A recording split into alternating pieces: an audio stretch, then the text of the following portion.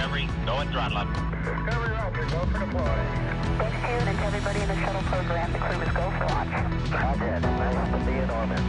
We have followed in their footsteps to get us where we are today.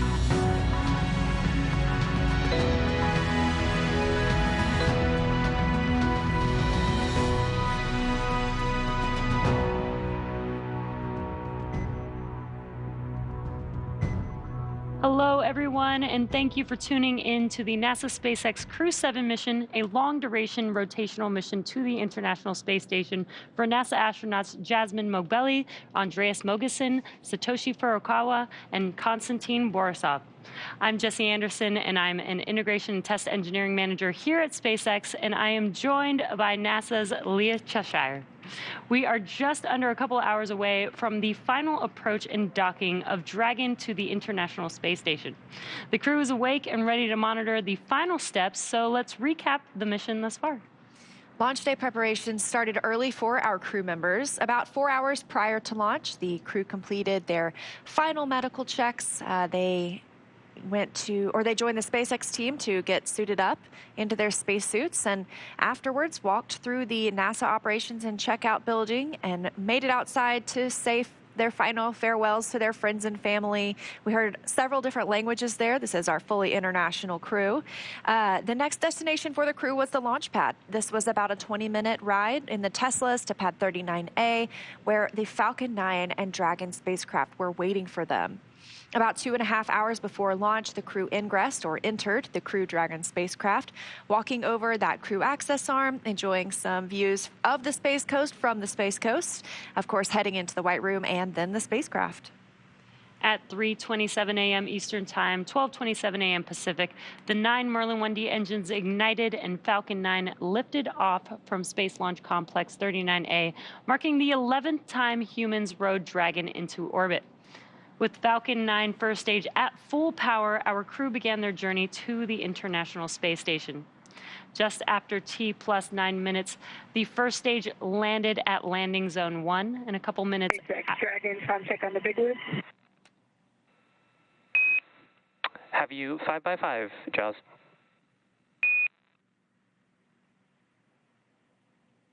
I have you the same.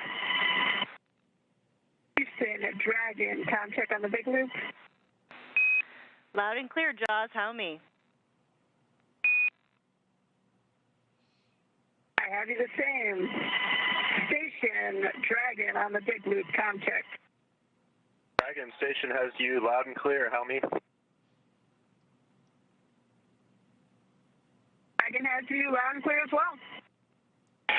Jaws, tally ho, you guys are looking good. Great to hear your voice. You as well. We had a nice view of you with the moon earlier today. That sounds amazing. I love it. Love to hear that. So that was a lot of different voices, and you heard the term the big loop. So the big loop is up. That means this is a communication path from the ground to Dragon and the International Space Station and Hawthorne and Mission Control Houston. So everybody can talk on the same loop at this point.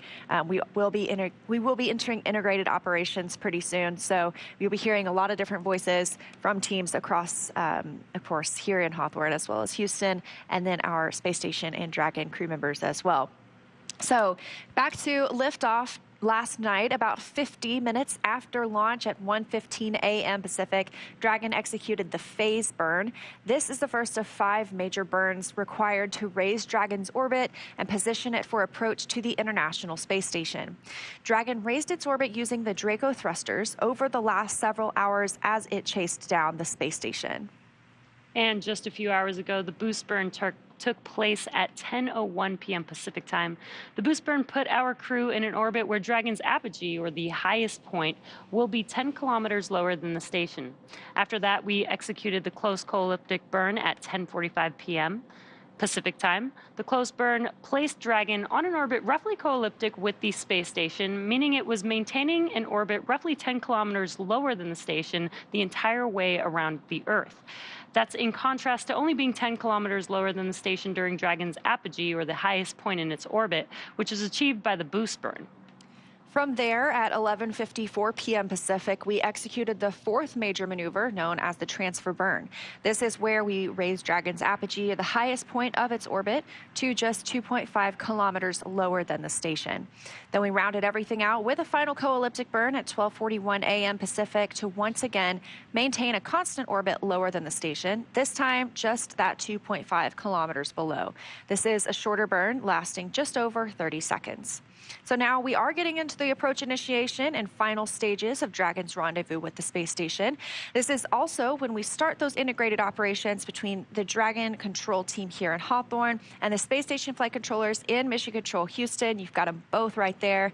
These teams will transition to the integrated operations about 45 minutes prior to approach initiation. During the approach, SpaceX flight controllers will work in tandem with NASA team in Houston to maneuver Dragon Endurance to the proper attitude and initialize the navigation sensors used for the methodological approach to station. They'll also activate and test out a number of systems on Dragon, including bidirectional communications with the station using the C2V2 system. C2V2 stands for Common Communications for Visiting Vehicles. It sets up a data stream from Dragon to the station, giving another path for Dragon telemetry to come to the ground and giving an additional command capability to astronauts aboard the station. At about 4:29 a.m. Pacific, the Draco thrusters on Dragon will fire for the approach initiation burn when Dragon is about 2.5 kilometers below the station and just about 7 kilometers behind it.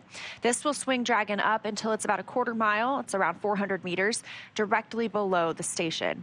This maneuver will also move Dragon inside one of two checkpoints around the station that requires a set of go-no-go poles with the different control teams.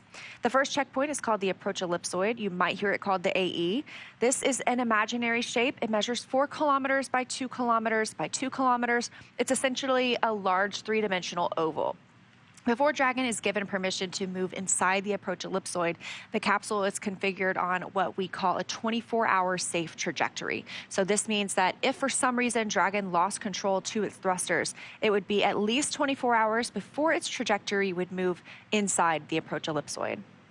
The NASA and SpaceX teams will do a go-no-go poll to move Dragon inside the keep-out sphere, another checkpoint that consists of an imaginary sphere around the station with a radius of 200 meters. Flight controllers use this to monitor all arriving and departing vehicles. This is another chance to confirm all of the guidance, navigation, and control systems are working correctly on Dragon before moving closer to station. It carries a similar requirement on the orbital trajectory that if Dragon were to somehow lose control of its thrusters, it and the space station would be safe for 4 orbits, or about 6 hours, rather than the 24 hours required to enter the approach ellipsoid. Once Dragon arrives at 400 meters below station, it will be at what is known as Waypoint 0 and will be the first checkpoint during our approach. The vehicle can hold here at 400 meters, but if all of its systems check out, it can just continue to the approach to Waypoint 1. Dragon's move from Waypoint 0 to Waypoint 1 will swing it up and out in front of the station. That puts it at a distance of about 220 meters. We're going to be actually going to the top of the station today. It'll be put on the docking axis. That means it's essentially directly in front of the docking port. So the crew is headed to the Node 2 Zenith port today. Dragon has docked to Node 2 for all of the crewed missions so far. That's where both of our international docking adapters are located. They are installed for these commercial spacecraft flights, of course, as well as any other future spacecraft that use the international docking standard. Once Dragon is only 20 meters away at Waypoint 2, the spacecraft focuses on aligning its docking system with the international docking adapter. We may hear the call-out CHOP, which stands for Crew Hands-Off Point, a little less than 30 seconds before docking. At this point, any aborts will have to be done automatically by Dragon. Of course, then we are looking forward to the grand arrival when our crew docks to the space station. Dragon will fly in and make contact with the IDA, giving us what we call soft capture. The soft capture ring will retract until sensors indicate it's time for 12 hooks to drive in place and give us the hard capture that will firmly secure Dragon to its new home on the space station. The station crew, namely NASA astronaut Woody Hoberg, will manually pressurize the vestibule. That's the area between the Dragon hatch and the station hatch. Meanwhile, umbilicals that provide power audio and data connections from Dragon to the station are put in place.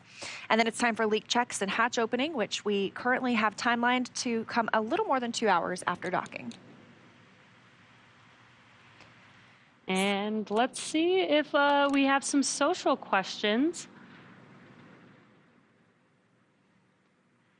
So it looks like this one came in after launch. Do they have to sit like that for 30 hours? Or is there a space for them to move around? So after launch, you know, the crew does have their off-duty time period. They have the opportunity to get out of their suits and their seats. I think they're able to stow their footrests, and that gives them a little more space as well. So they're able to, of course, take in the views. I'm sure they've been doing that a lot, too. Oh, yeah, I bet they have. And they're really only required to be inside of their seats for ascent, for any burns that are happening on the vehicle as it approaches the ISS, and then also when they return back down to Earth. Other than that, they can kind of enjoy the space inside of Dragon. Sounds like a dream. And we are taking these questions with the hashtag #AskNASA. So if you are on X, just use that hashtag. All the way through docking.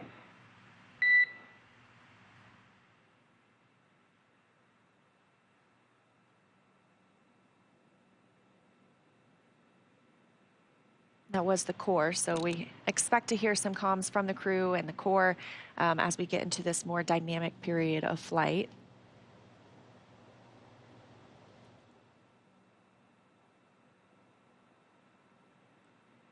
All right, let's check out another question on X.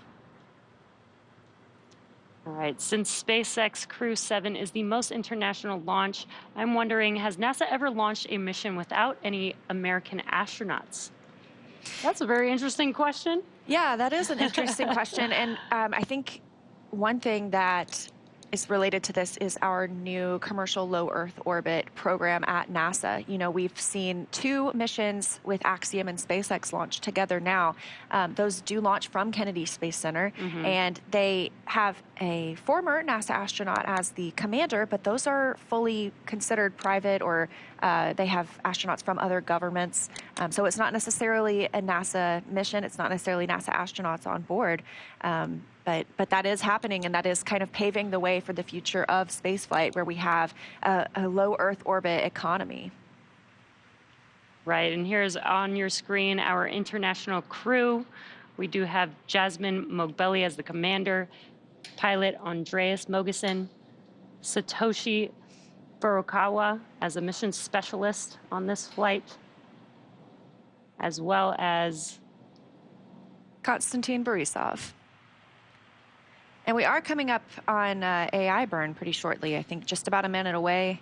That is a 90-second burn approximately. Feels like things are really getting real. We're getting close to the International Space Station.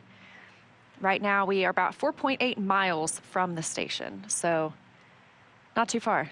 Yeah, getting pretty close.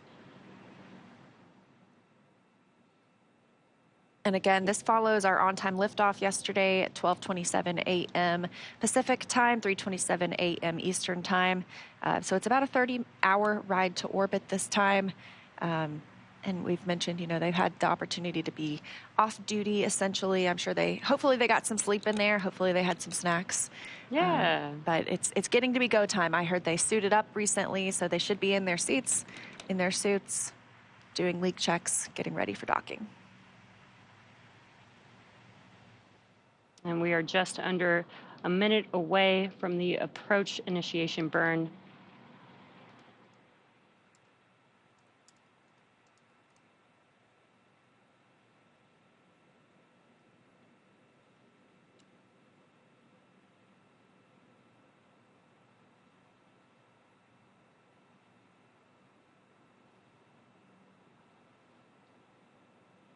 And as we wait for that burn, what you're seeing on your screen is Mission Control Hawthorne. This is where we have the teams monitoring Dragon as they are approaching the International Space Station.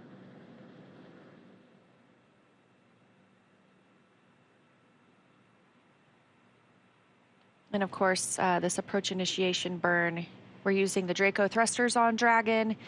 This is going to bring Dragon up about 400 meters below the station. So we'll be getting pretty close, hopefully getting some views of Dragon from the station and of station from Dragon.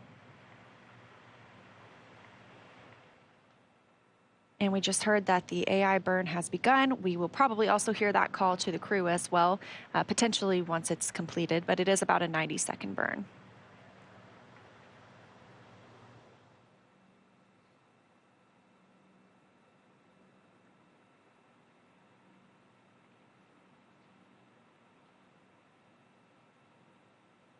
So the Draco thrusters on Dragon have just started to fire for the approach initiation burn.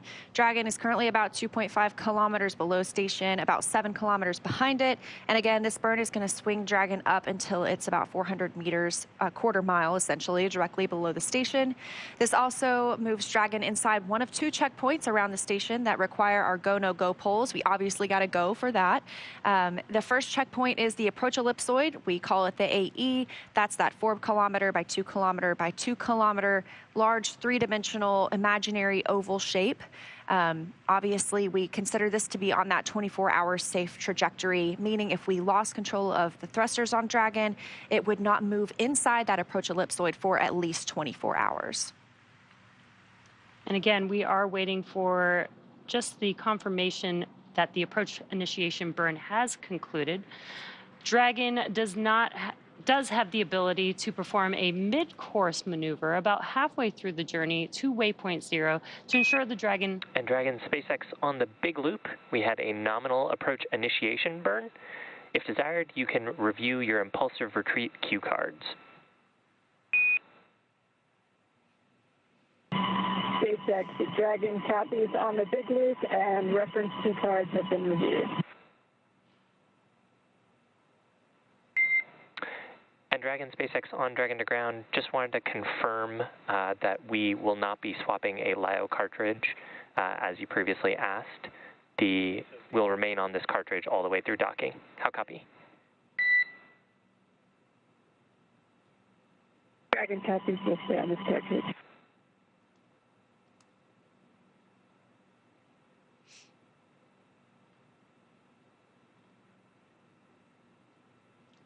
And heard some comms between the core and the crew, and what you're seeing on your screen there is a view of that very small dot in the middle of the screen. That is a view of Dragon.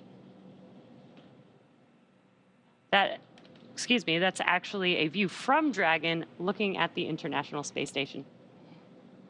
So tally-ho from Dragon. We will start seeing that get bigger and bigger in the frame. You just heard some words coming from the core, the crew operations and resources engineer here in Hawthorne. And Dragon SpaceX on Dragon to ground, we'd also like to bring back cameras if you're comfortable with that. You are go to bring back cameras, SpaceX, thanks. And the core today is Shiva Bharavaj, and you've probably seen him on some of the webcasts before. So he is the one speaking with the crew members today. You'll hear that a little bit, getting that confirmation to bring cameras back inside the spacecraft. So hopefully we'll be seeing our astronauts and cosmonaut coming up here soon.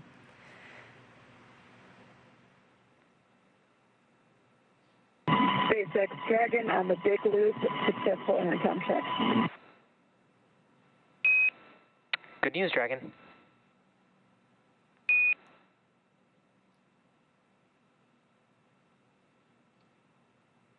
And you can see on your screen some first views of seeing inside of Dragon. You can see the crew. And again, that is the International Space Station that you can see on the screen there. One thing I love about the International Space Station is it is about the size of a football field from end zone to end zone, and you can see that with your naked eye. So if you check out spotthestation.nasa.gov, you can put in your location and track when the space station is flying over your area. It'll tell you when to look up and look outside, what direction it'll be coming from, and it's pretty amazing to be able to see our humans from Earth living in space. And back inside the Dragon capsule, we have everyone in their suits and seats. Looks like they are fully suiting up now, putting those gloves on, as well as we have a view of those crew access panels, those displays in front of them, pilot and the commander there in the center.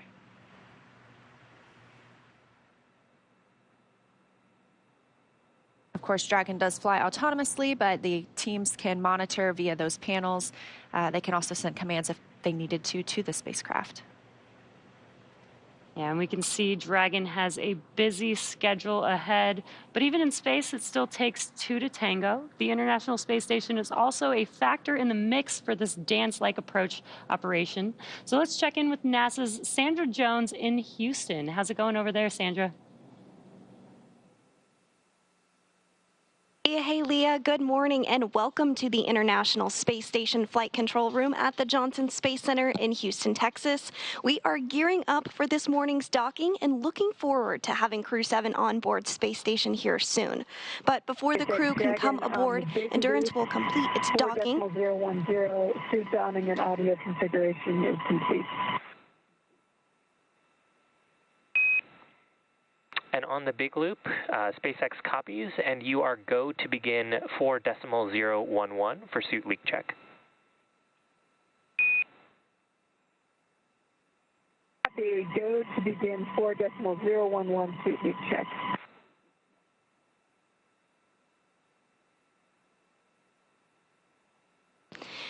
And those words up to Jasmin Moghbeli, the SpaceX Endurance commander. But on board the International Space Station, NASA astronauts Steve Bowen and Woody Hoberg are going to be in the station's cupola using special software to help track Dragon's approach and make sure it stays in the expected zones. Once Dragon is docked, Hoberg will be primed to start hatch opening operations, and he'll start by opening the large hatch on Node 2 Zenith, giving him access into the pressurized mating adapter. Then the crew will have to pressurize the vestibule, which is the small space between hatches on Dragon and Space Station. Because this was exposed to vacuum prior to docking, the crew will need to fill it with air and make sure its pressure is nearly equal with the atmospheric pressure on Dragon and the Space Station. Hoberg will then use a small valve on the station's hatch to slowly introduce air into the station's vestibule. Flight controllers here in Houston will monitor and verify the pressure readings to make sure that everything is leak-free before we get ready to open up the hatches. Here in Mission Control, NASA Flight Director Judd Freeling is leading the team for Dragon's approach and docking today. And to their right is our Capcom today, Amy Dill, who will be communicating with the crew aboard Space Station. Now, as you may know, right now there are 7 astronauts aboard the space station, but of course that number will jump up to 11 once Crew-7 arrives on board. So again, we're excited to get our Crew-7 astronauts aboard to work on handover and orientation with the Crew-6 astronauts before they depart Space Station. But for now, that's the latest from here in Mission Control, so back over to Hawthorne. Thanks, Sandra. So while we wait for our next milestone, let's take a moment to meet our crew. Captain Jasmin Moghbeli hails from Baldwin, New York, and earned a bachelor's degree in aerospace engineering from the Massachusetts Institute of Technology and a master's degree in aerospace engineering from the Naval Postgraduate School. She also graduated with honors from the U.S. Naval Test Pilot School, and as an AH-1W Super Cobra pilot and Marine Corps test pilot, she has flown more than 150 missions, accruing 2,000 hours of flight time in more than 25 different aircraft. At the time of her selection as an astronaut, Moghbeli was testing H-1 helicopters and serving as the Quality Assurance and Avionics Officer for VMX-1. She is also the proud mom of twin girls. They were really sweet the other night in their SpaceX replica suits when they said farewell. Loved it. So cute. This is pilot Andreas Mogensen's second trip to the space station. His first was as the flight engineer for the ESA IRIS mission in 2015. Mogensen has logged 9 days, 20 hours, and 9 minutes in space. He was born in Copenhagen, Denmark, and graduated with an international baccalaureate from the Copenhagen International School, a master's degree in aeronautical engineering from Imperial College London, and a doctorate in aerospace engineering from the University of Texas at Austin. In 2015, Mogensen became the first Danish person to go to space, and currently... Dragon on the big loop, ready to pressurize. And Dragon, SpaceX on the big loop, you are go to initiate suit leak check. And we do not show that the cameras are internal.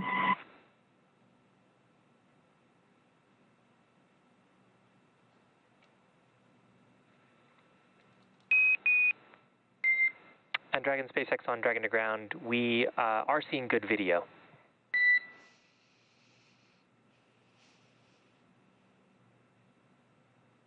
Yeah, Dragon copies. And some comms confirming that the crew is go for leak checks. Now, currently, he is serving, Andreas Mogensen is serving as the European Astronaut Liaison Officer to NASA's Johnson Space Center in Houston. Next up, we have mission specialist Satoshi Furukawa. His interest in space began when he was 5 years old and saw the Apollo 11 moon landing on TV. It's just amazing to me.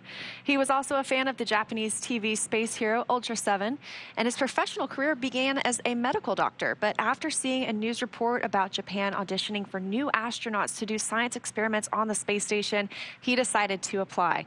And he was selected by the National Space Development Agency of Japan to be an astronaut candidate in 1999. His first mission to the International Space Station was as a flight engineer for Expedition 28 and 29 that launched from the Baikonur Cosmodrome in June 2011. Mission specialist Konstantin Borisov was selected to be a cosmonaut in 2018, and this will be his first trip to space. He has a Bachelor of Economics from the Russian Academy of Economics, a Master's of Science and Operations Research and Systems Analysis from Warwick University in Coventry, UK, and a Master's in Aircraft Life Support Systems from the Moscow Aviation Institute. He has worked for companies such as Volvo and the Boston Consulting Group. He is also an experienced freediving instructor, an international freediving judge, and the co-owner of Aquilibrium Freediving School. So that is our very international crew. 4 crew members. Again, we've just completed the approach initiation burn. We're looking for docking to happen at about 9:05 Eastern time today, so 6:05 a.m. Pacific coming up. Again, that's just a little over an hour and a half from now. This view on the right of your screen is mission control here in Hawthorne. That is where Dragon spacecraft itself is being commanded. We just heard from Sandra Jones in Houston, in Mission Control Houston, where the International Space Station is being commanded.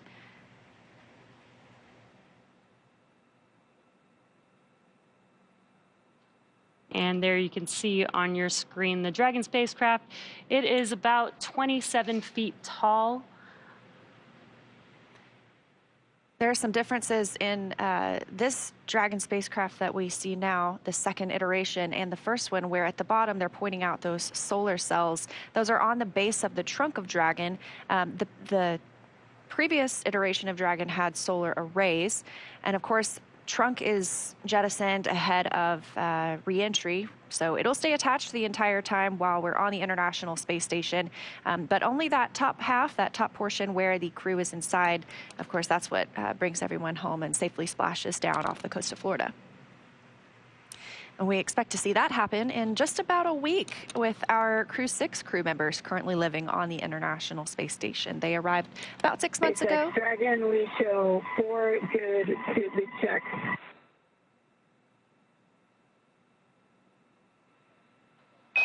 And on the big loop, we see the same.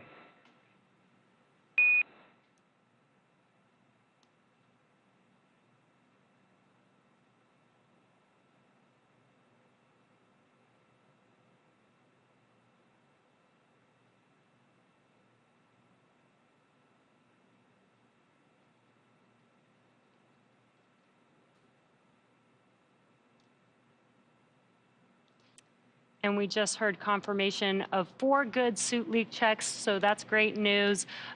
Basically, the crew is prepared for docking to the station. They do have to make sure that their suits are working properly prior to docking to the station. So taking a look here at the suits themselves, these are custom fitted for each crew member. A 3D printed helmet accompanies the spacesuit. These are pretty sleek. They are used for dynamic portions of the mission. That's why they're able to get out of them during the free flight portion. So again, they're suited up. We've had those leak checks. They're able to get air conditioning as well as communications through these suits. There's a hookup on the side of their seat with which they would plug into that keeps them cool, keeps them comfortable on the flight.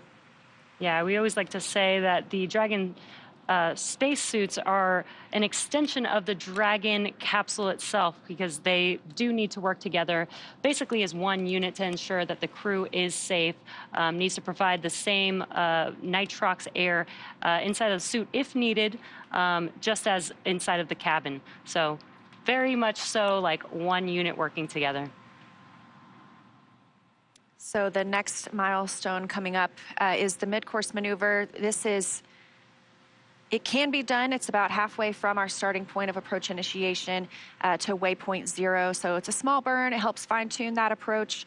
We're targeting, of course, that precise 400 meters directly below the station. And that's what the approach initiation burn did for us, was bring us up to that 400-meter point. Of course, we are still en route to that point, but we also passed through waypoint 0 on the way. Coming up next, we will be looking to pass through waypoint. Well, we will pass through waypoint 0, and then we'll pause at waypoint 1.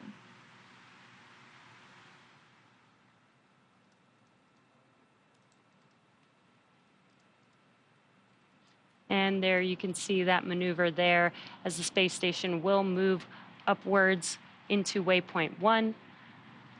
And you can see on your screen the graphic says the keep out sphere. This is an imaginary sphere, but basically it's a 3D sphere where the vehicle has a few checkpoints in order to make its way to the International Space Station. These are checkpoints that enable to make sure that everything is safe as the vehicle approaches and docks with the International Space Station. And of course, today we've talked about we are docking to the Zenith port. This is the space-facing port on the International Space Station. That's really the easiest way to say it because there necessarily isn't an up or down in space. And Dragon Endurance today is joining Dragon Endeavour, which is docked to the forwardmost port of the International Space Station, both on Node 2. So hopefully we get some interesting pictures of both Dragons docked together. Again, we do this so that the crews have time for a handover period. They're able to, pass on what they've learned, pass on anything throughout the flight before Crew 6 heads home themselves. And this is a very cool graphic. You can kind of see exactly where Dragon is relative to the space station. And basically, Dragon is trying to align itself with the International Space Station into the same orbit. And also a cool thing that you can also see in this graphic is where the Hubble Space Telescope is relative to both the Dragon spacecraft and the International Space Station, which are both in low Earth orbit.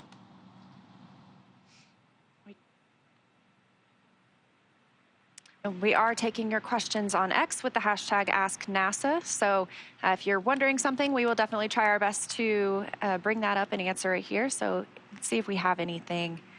Are there health monitors that continuously check astronauts' vitals during preparation and flight? If so, what happens if it's noticeable that one of them is uncomfortable? So when they're in their suits, they do have the ability to monitor their health and their vitals and things like that here on the ground. But when they're not in their suits, they don't have that availability, and they don't necessarily always need to. You know, the crew can always report how they're feeling as well. We also have something similar in our suits on a spacewalk. So the flight surgeon is able to monitor on the ground, kind of the consumables is what we call it. So the amount of oxygen or the temperature of the astronaut. And so they can recommend things like maybe let's pause here or,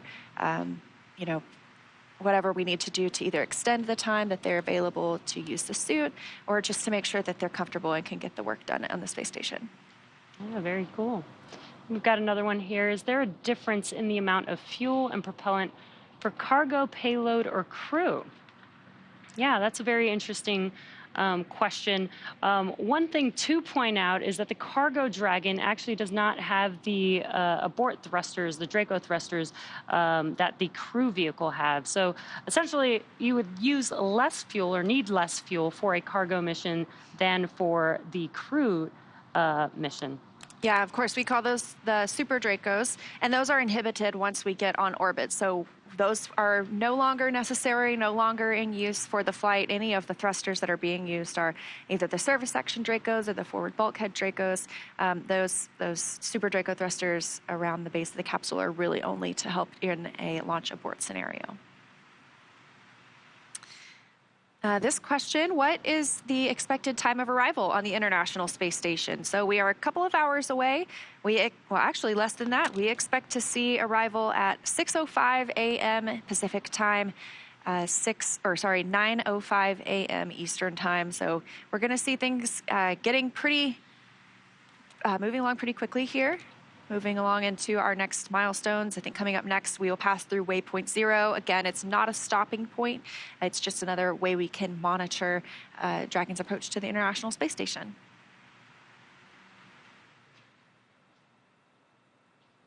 And we've got one more question here. What science are we expecting from Crew-7, and what impact is it going to have in future interstellar travel? I don't know about future interstellar travel necessarily, but of course, I love the opportunity to talk about the science here. There are several investigations going up that Crew-7 will work on. Some of the designers of spacecraft and spacesuits to support the exploration of other planets, they are considering the possibility that humans carry microbes to like bacteria, anything like that, to those locations. So for the ISS external microorganisms mission, the astronauts are going to go on a spacewalk and swab the outside of the space station to determine if the space station releases microorganisms through the life support system vents, and if anything could live out there in the vacuum of space. So I think that one is really interesting. Yeah, that would be very interesting to know. The International Space Station is in low Earth orbit, so that's pretty close to Earth. So it'd be very, very interesting if, they did find or discover something new. Yeah, of course, it's something I think that we talk a lot about, too, as we look at interplanetary travel, too, and wanting to keep those locations as clean as possible. That's why you have spacecraft in clean rooms. That's why you have people suited up, wearing caps so that their hairs don't even fall onto a vehicle, because we want to make sure when we arrive at a future destination, whether it's the moon, whether it's Mars, that we are seeing something as it was and not as influenced by humans. That way, if we discover anything microbial there, we know it's natural there. It's not coming from Earth with us.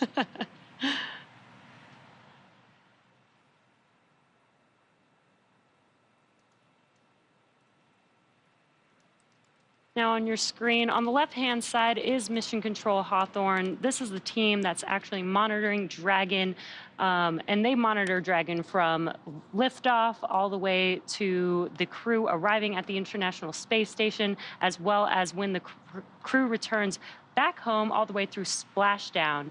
That mission control room in Hawthorne, that's the team that is monitoring Dragon and the crew throughout the entire mission. Yeah, and obviously we are getting into joint operations now. That means both of these teams are working together. So previously, the International Space Station was obviously clearly monitoring Dragon's flight, but mainly focused on the International Space Station and preparing it for docking. But now these teams are really working in tandem as we get closer to those two vehicles linking up. Again, coming up in just a little over an hour from now, 6:05 a.m. Pacific, 9:05 a.m. Eastern time. Yeah, and this really shows that teamwork makes the dream work. I think you're 100% right.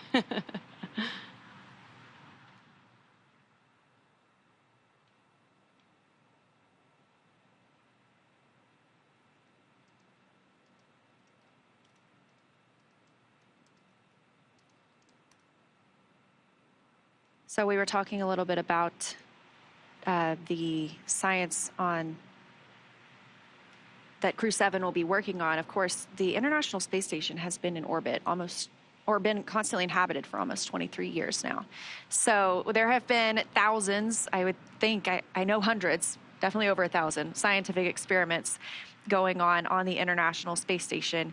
Another one of these looks at the microgravity and artificial day and night cycles on the International Space Station. So obviously, here on Earth, we have our circadian rhythm that helps us regulate when it's day, when it's nighttime. Sometimes we wake up in the middle of the night to cover a crew mission to the International Space Station. But the microgravity and those artificial day and night cycles, they can affect the astronauts they change the daily rhythm, change their sleep pattern. That can affect their health, their well-being, any cognitive performance. So there is an investigation from the European Space Agency, ESA. It's called Sleep in Orbit, and that'll look at the physiological differences between sleep on Earth and in space. They're going to use an EEG device. It'll measure the brain activity of the astronauts during sleep, help analyze that down on the ground. So really interesting. Yeah, that does sound very interesting, especially when the International Space Station sees about 16 orbits a day. I can't imagine, what that does to the human body or the human mind when typically, you associate daytime with sunlight and nighttime with darkness. Right. And you're kind of getting that fluctuation throughout the entire day. So I wonder how that kind of changes somebody's body when they're there for, 6 months or more. And tally-ho on Dragon from the International Space Station. You can see that little blinking light. That is our Crew-7, crew of 4, getting closer and closer to the International Space Station. Of course, we did have our approach initiation burn.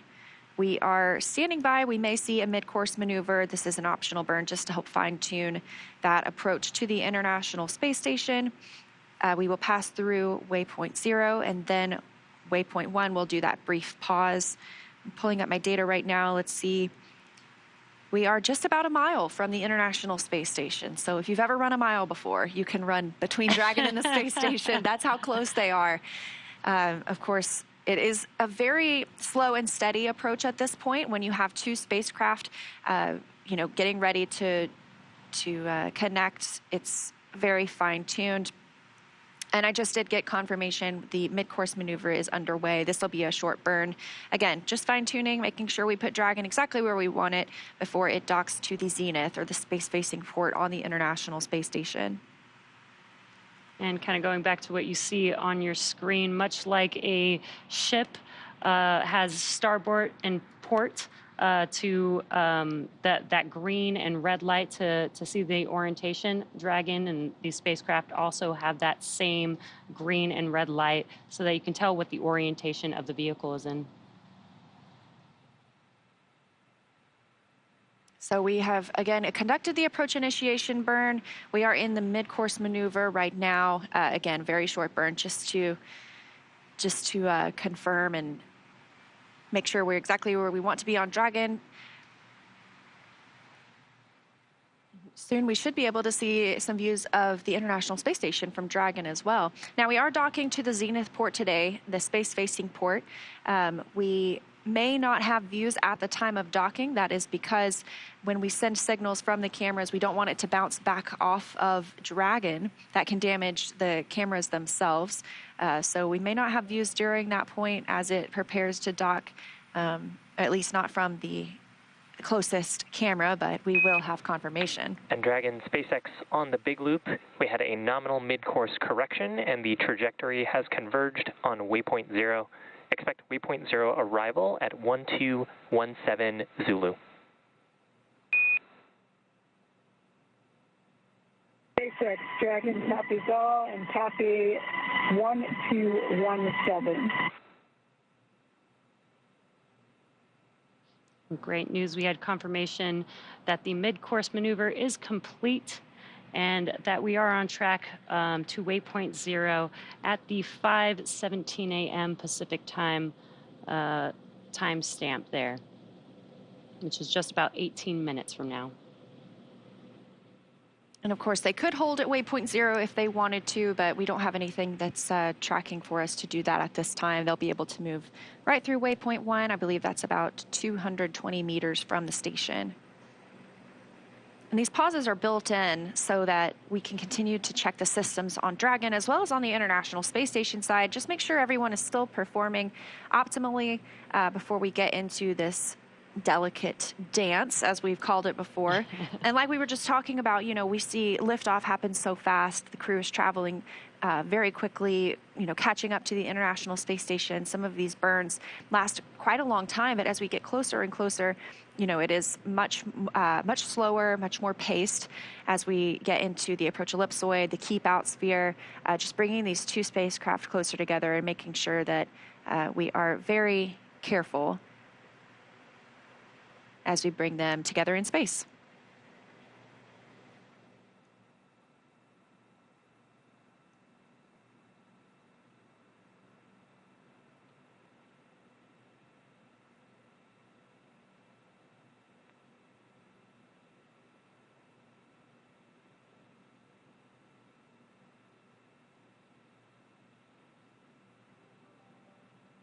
So talking a little bit more about some of the science that is happening on board.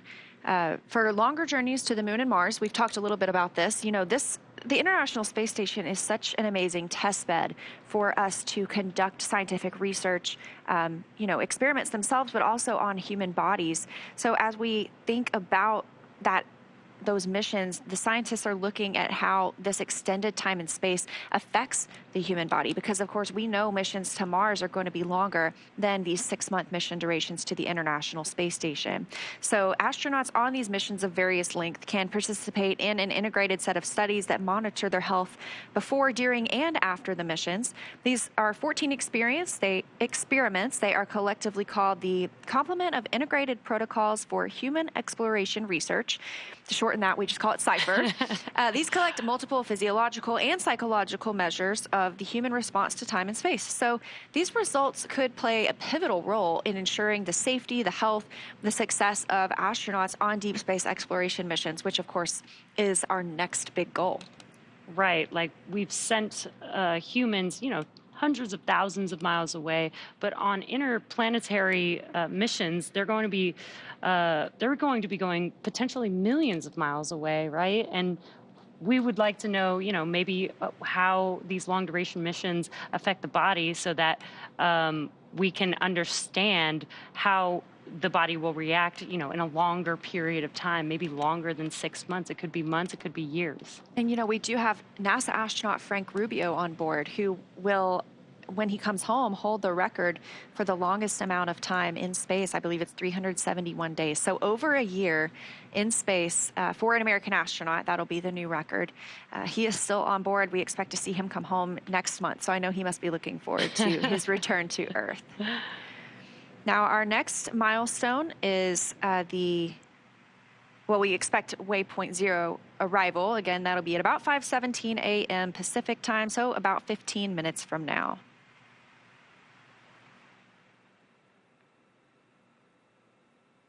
And again, if you're just tuning in, this is Dragon making its way to the International Space Station, this view coming from the space station itself.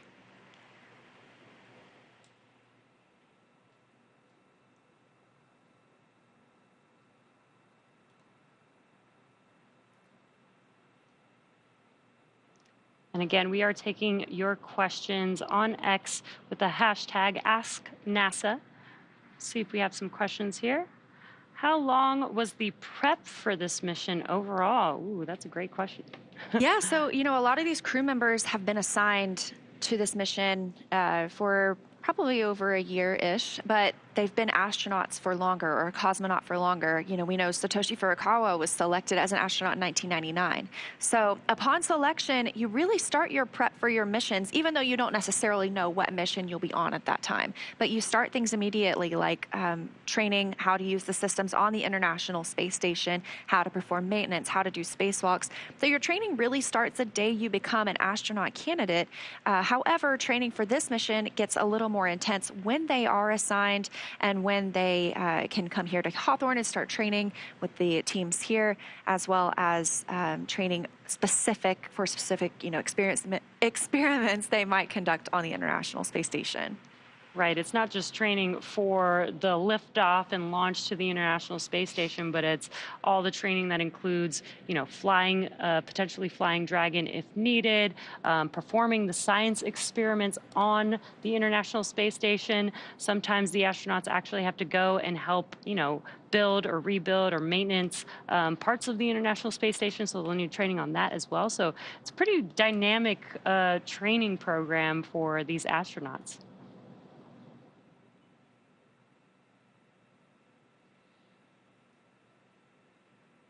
We've got a live look inside Dragon Endurance right now. That's pilot and Commander Jasmin Moghbeli and pilot Andreas Mogensen, just monitoring the spacecraft's progress. Dragon SpaceX on the big loop. Ground has pulled go for approach 0 and 1 and will enable the maneuver shortly.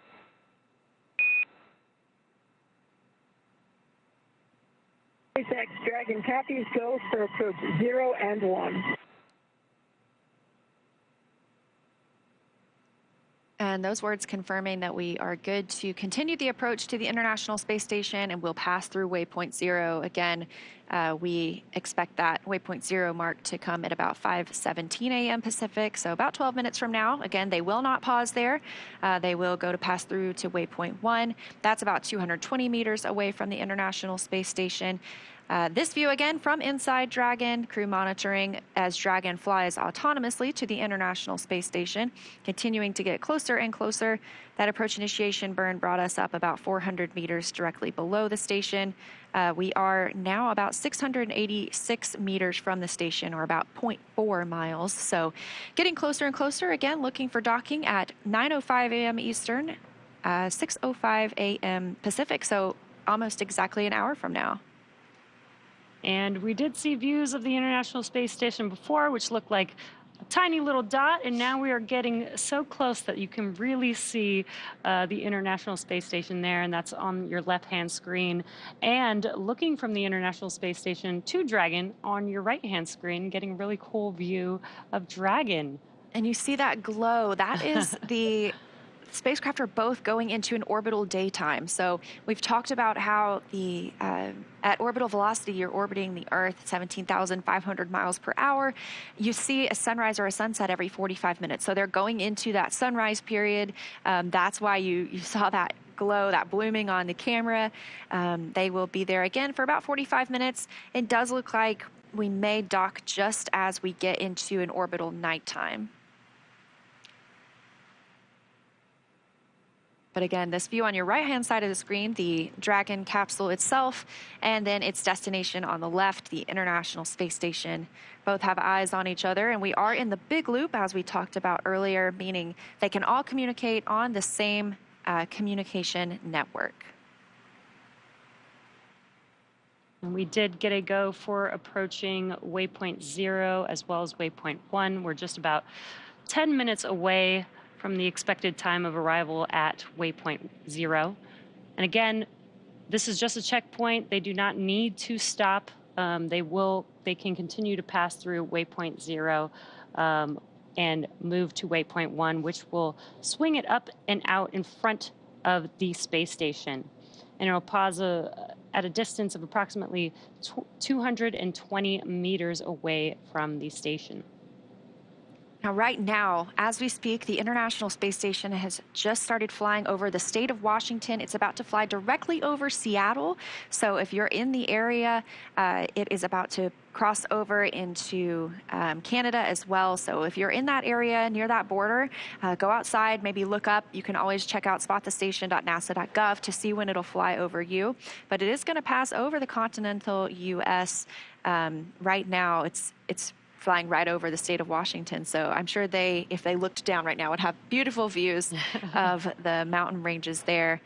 It'll be south of Calgary here pretty shortly. And as you mentioned earlier, you don't need a telescope to see the International Space Station. You can actually see it with the naked eye. It's about the size of a football field and big enough for you to walk outside and be able to see it pass by. And I know they can't see me, but I always wave. Hey, you never know.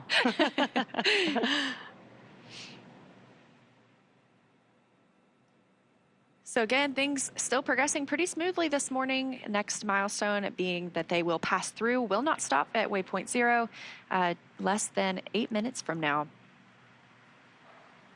And a reminder, we are going to the zenith, or the space-facing port of the International Space Station today. They will be next-door neighbors with Dragon Endeavour, which is at the forward-facing port on Node 2.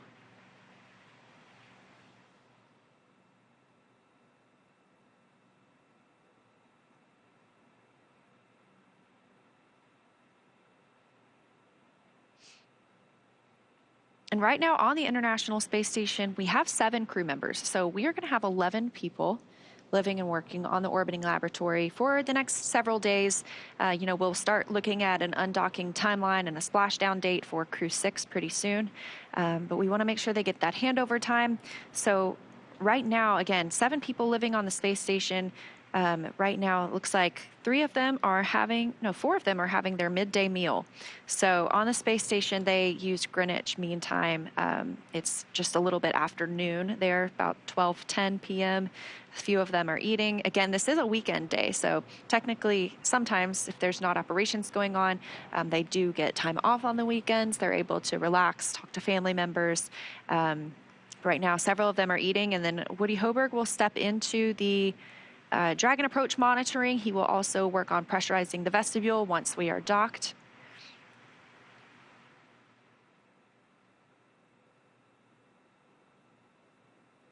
And on your screen is a pretty cool view from the International Space Station looking at Dragon. You could see the nose cone deployed, and you can also see some of the thrusters.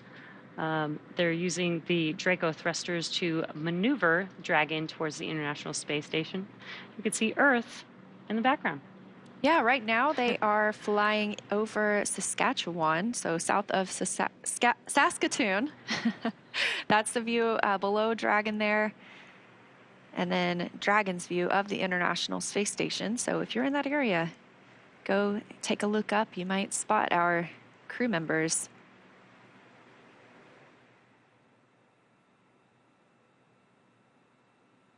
Again, less than an hour away from docking now. It will bring that crew up to 7 people. And we are about 5 minutes from reaching Waypoint 0. Expected time is 5:17 a.m. Pacific time.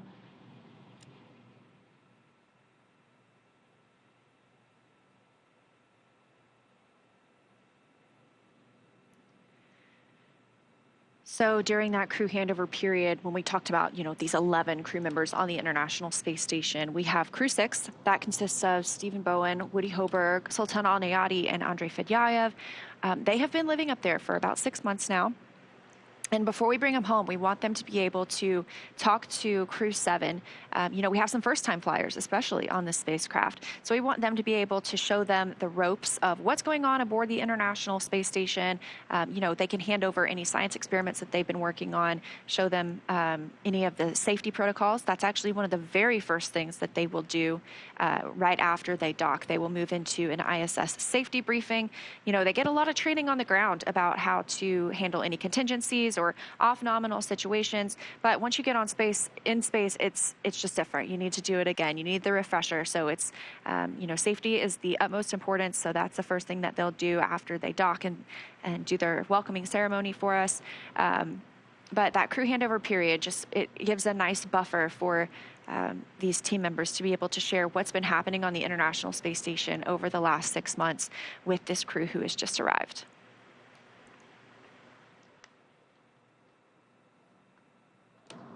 This view from another camera on the International Space Station. Again, this station right now is about 262 statute miles over Earth, actually flying over Ontario at this point.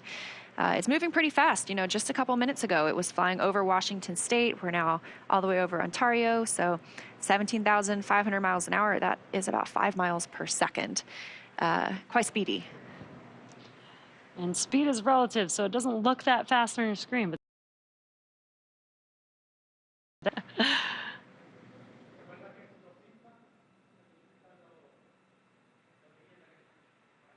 we are just a few minutes now from passing through Waypoint 0.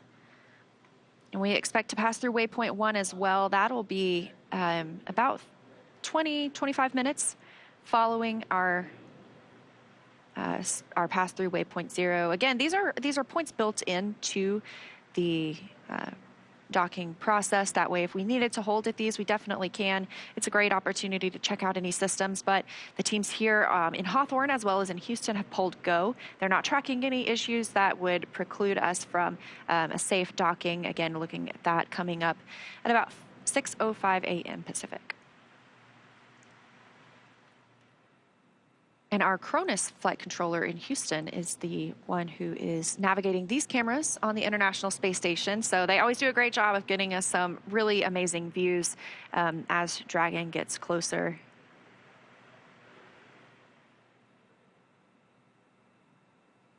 Again, just as a reminder, waypoint 0 will mean that Dragon is 400 meters directly below station, and as it maneuvers to waypoint 1, that is basically swinging the vehicle to out in front of the station. It will be approximately 220 meters away from station. And that is coming up here in just about 2 minutes from now. We're reaching waypoint 0 is coming up in about 2 minutes.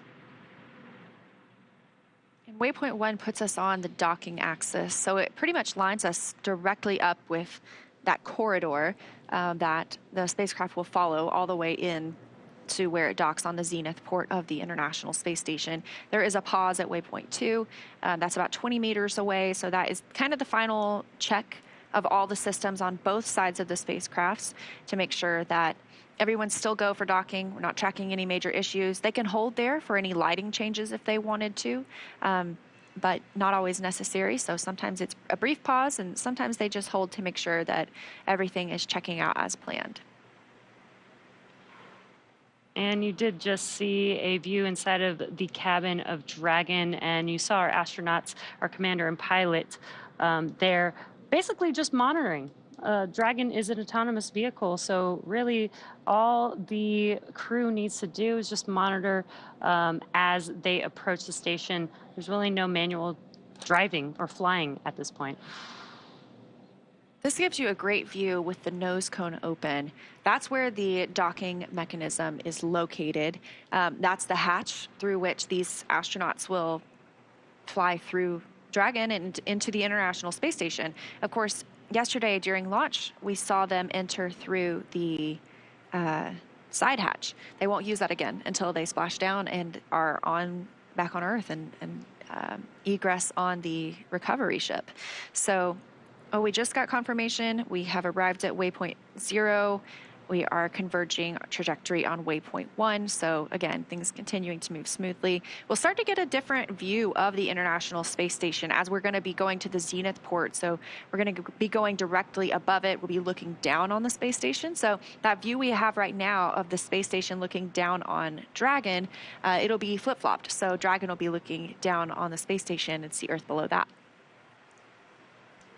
So again, we've just reached waypoint 0, which means Dragon is 400 meters directly below station. And we can see it in views now coming from the International Space Station. But coming up, Dragon will move from waypoint 0 to waypoint 1. That'll swing it up and out in front of the space station, actually directly above it, pausing at a distance of approximately 220 meters. Again, that puts us on the docking axis. That essentially means it's directly in front of the docking port. And again, we've heard teams do the go, no go polls. Everything remains go for us this morning.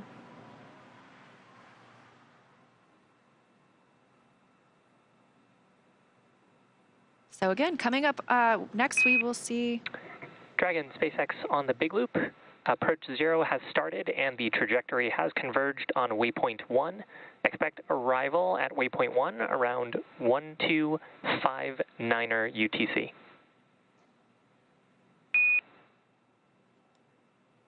SpaceX Dragon copies on the big loop, arrival at waypoint 1 at 1259er.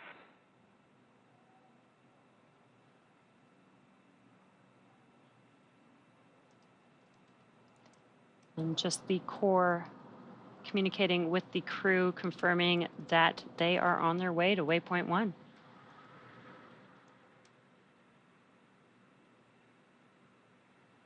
Now, this maneuver from waypoint 0 to waypoint 1 is coming up in just about 30 minutes from now. So we do have some time as this maneuver happens. This is a slow and steady process. Again, we are traveling at 17,500 miles per hour, but the process is slow and steady as we pass through each one of these checkpoints to make sure that we can monitor everything that's happening and make sure that the vehicle is safe, the crew is safe, as well as the International Space Station is also safe before we begin docking with the space station.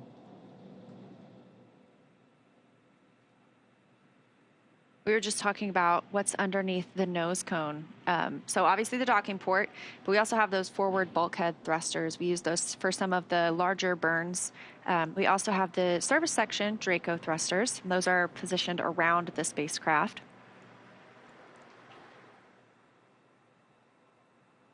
We'll just be using those service section Dracos as we get closer to the International Space Station. Again, very fine-tuned. And this, I just noticed, is very cool. On the left side of your screen, up a little, if you're looking towards the top of the International Space Station or towards the top of your screen, you can see Dragon Endeavour docked to that forward-facing port. Again, we are going to the Zenith port, so you can see that outline perfectly. That's so fascinating. You can also see some of those International Space Station rollout solar arrays, those IROSAs. If you look towards the right side, you know, they look like they are a little bit detached, sort of. They are mounted differently on our solar arrays.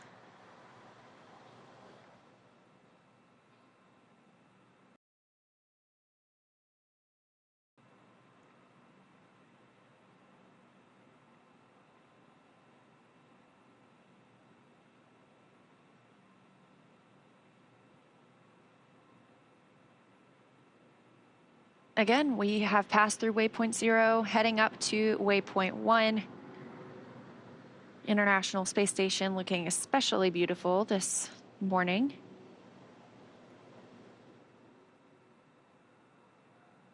And we are in that orbital daytime.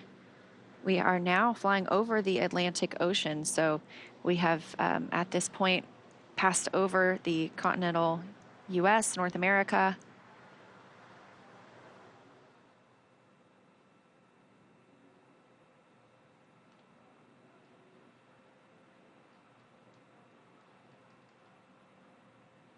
And on your left-hand screen is a view inside of Dragon. On your left-hand side is Commander Jasmin Moghbeli, and on your right-hand side is the pilot for this mission, Andreas Mogensen. Again, they are just monitoring. They are able to confirm, you know, on their displays that what they see matches what we see here in mission control as they make their way to docking to the International Space Station.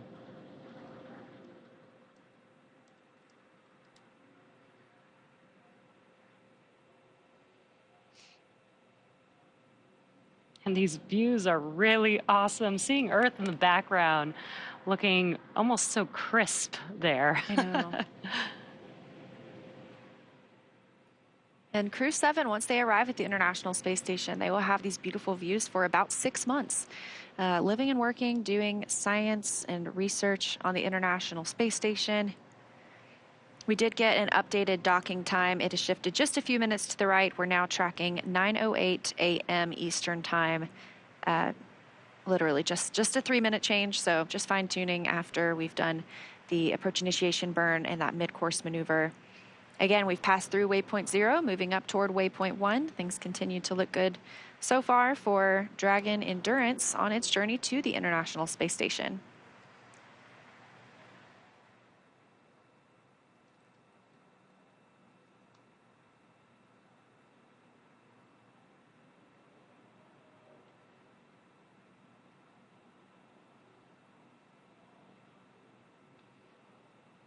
And the astronauts, the first crew to fly on a spacecraft, have the opportunity to name it.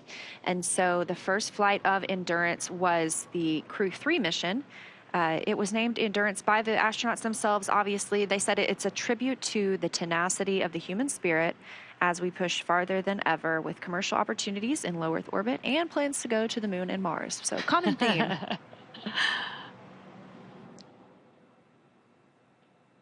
Awesome. We're seeing another view from the International Space Station. Looking. Yeah, if you look closely, there's Dragon in the center there. Again, our Cronus flight controller tracking these views for us in Mission Control Houston. Thank you, Cronus.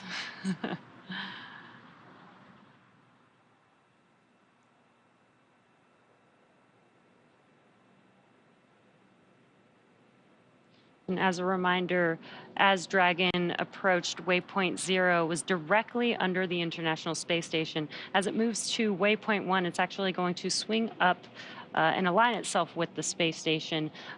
So you no longer will be looking down from the space station and have that view of Earth in the background, because it will be aligned with the docking port, which is the zenith port today. It's the space-facing side of the International Space Station.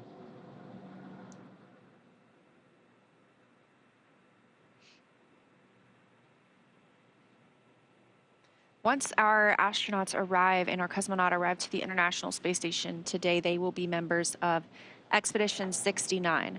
That will remain their designation, so they won't keep these roles, these titles that they have right now. You know, we have Jasmin Moghbeli as our commander. Once she gets to the International Space Station, she will be a flight engineer, and they will remain Expedition 69 until departure of Soyuz next month. That'll be bringing Frank Rubio home. That is when we will enter Expedition 70. So their titles will change over at that point to Expedition 70 crew members.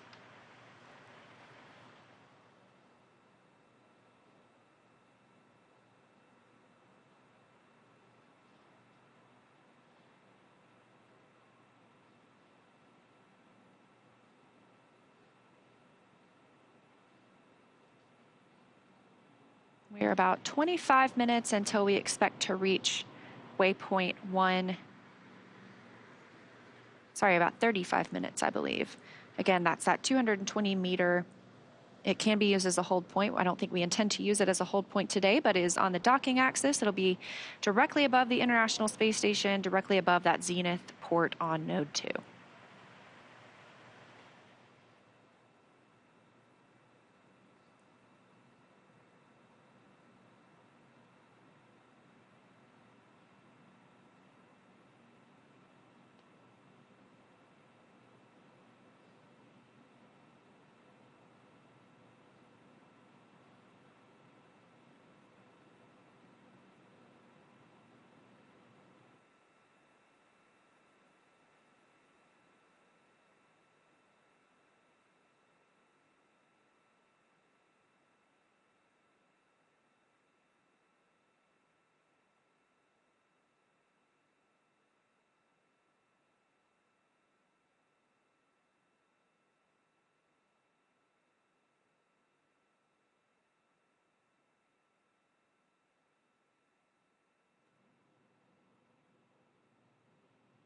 All right, and a reminder, we are taking your questions on X with the hashtag AskNASA. We have one from Sahid asking if there are any problems with docking if they are on the dark side of the Earth, which it does happen several times a day. We see that happen about every 45, 90 minutes, or sorry, a sunrise, sunset every 45 minutes. And do they face visibility issues? So Dragon is fully autonomous. It uses LiDAR to track the International Space Station and to line up with that docking port.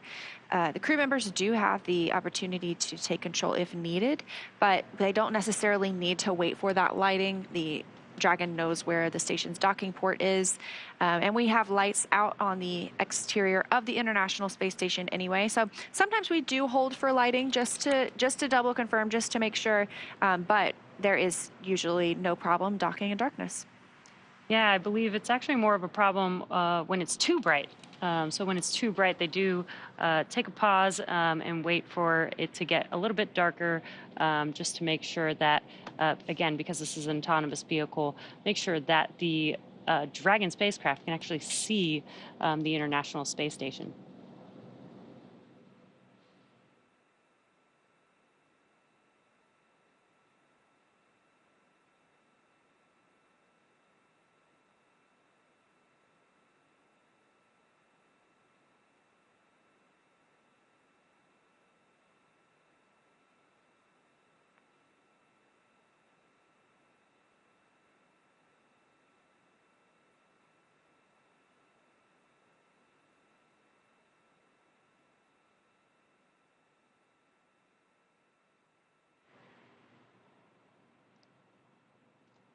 And we are taking questions on X with the hashtag AskNASA. And this one is, where can I see the post-launch news conference from yesterday? And also, you're doing a good job. Good job, Thank you Leah. so much. Good job, Jesse. Thank you so much. You can find the post-launch news conference on NASA's YouTube. They did a great job breaking down the ascent and what it looks like for this rendezvous profile. So if you want to go back, take a look at NASA's YouTube, you can search for the Crew-7 post-launch news conference, and it should come right up.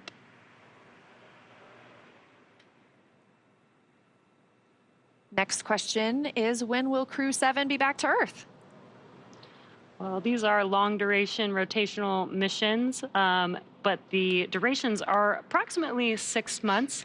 So every 6 months, we fly a crew up to the International Space Station, and the crew on board will then return back home. So Crew-7 will be up there for about 6 months and come back.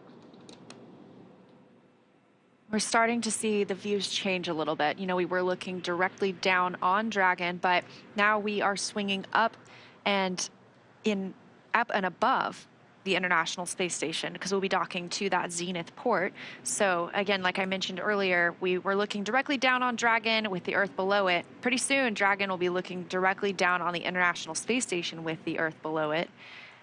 Looks like right now they are flying off the west coast of Senegal, about 260 statute miles above Earth.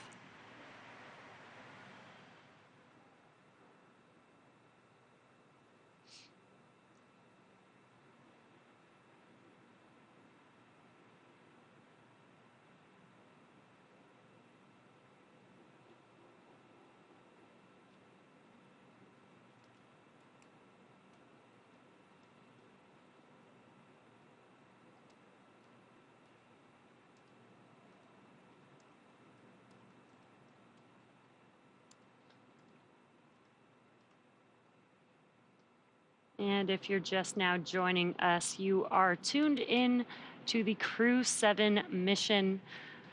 The crew launched last night at 12:27 a.m. Eastern Time. 12:27 a.m. Pacific Time, 3:27 a.m. Eastern Time. And now the crew is making their way to the International Space Station. We've already had a few burns. We've passed through checkpoint Waypoint 0, and now the vehicle is swinging up towards Waypoint 1. We are just under 25 minutes away from the expected time of arrival to Waypoint 1, which will put the vehicle in line with the docking adapter on the International Space Station, and also put the vehicle directly above the International Space Station. So if you're tracking, that's an almost 30-hour ride to orbit. The crew are suited up now. They are in their seats. They have not had to do so during the flight, and we just got a really cool view of one of those Draco thrusters firing, helping us fine-tune our approach to the space station.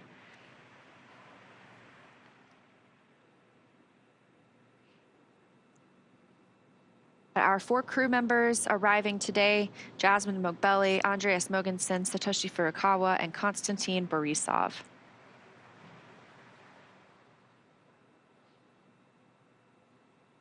Dragon looks pretty small in this picture, but we are getting closer and closer to the International Space Station. Waypoint 1 is our next really milestone. That'll be 220 meters directly above the station. We'll pass through that, head to Waypoint 2, which is a hold point. It can be a brief pause. That's 20 meters away from the docking port.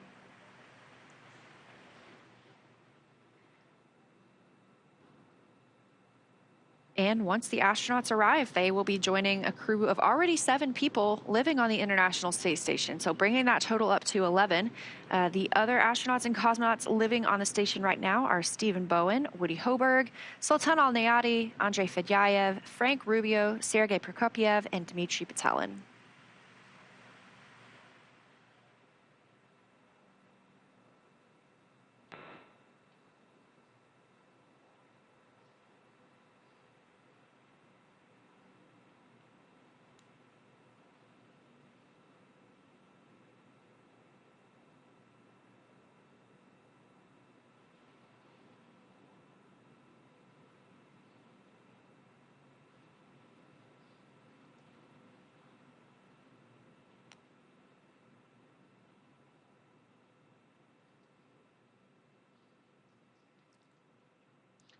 And we just had a view from the International Space Station looking at Dragon from a bit further away. And now we've got a very good close-up as Dragon gets closer and closer to the International Space Station. Yeah, looking crystal clear. Again, that nose cone is open. Of course, when we launch, it is closed. And when we re-enter its atmosphere, it's closed to protect that docking mechanism that's beneath it. So that's exactly the point that'll line up with that zenith port on the International Space Station. It'll dock. The teams on the space station will take some time to make sure they pressurize the vestibule. That's the space between the Dragon hatch and the space station hatch. So when Dragon docks, that space is going to be out of vacuum. It's been previously exposed to outer space.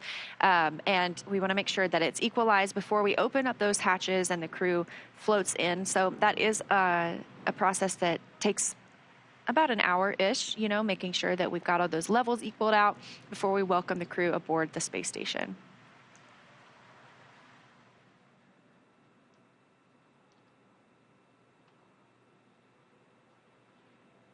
Yeah, this is another view from the International Space Station. You can see one of the robotic arms on the left, and close to center of your screen, that is Dragon.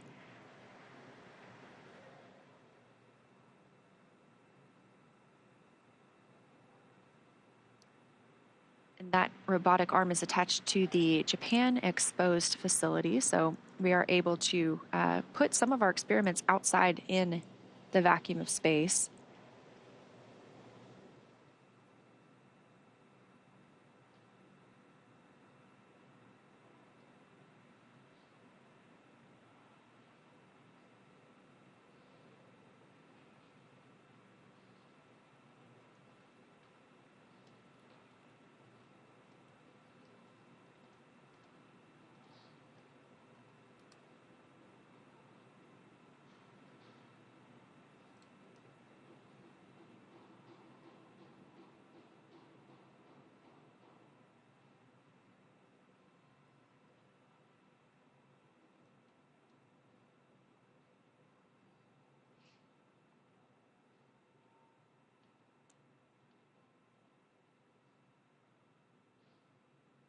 Again, we are about 23, 22 minutes away from Waypoint 1, reaching Waypoint 1. Can be used as a hold point. We do not anticipate doing so today. We're heading to the zenith port of the space station on node 2, and it'll continue flying in. It'll be on that docking corridor until it's about 20 meters away. And we are looking for docking today at 9:08 a.m. Eastern Time, 6:08 a.m. Pacific Time.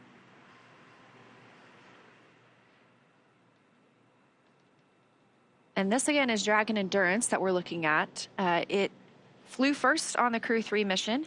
It also flew the Crew-5 astronauts to the International Space Station. Dragon SpaceX on the big loop. Expect reconfiguration of the C2V2 return link shortly.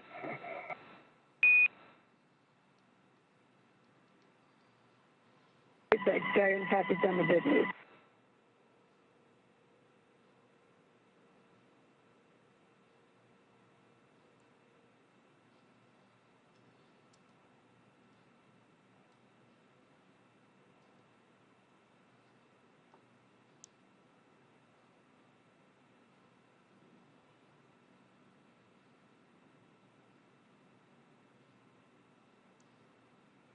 And a reminder, we are taking your questions on X with the hashtag AskNASA. So if there's something you're curious about, let us know.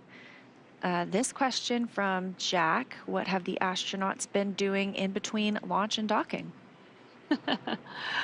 Well, they've been floating around a bit.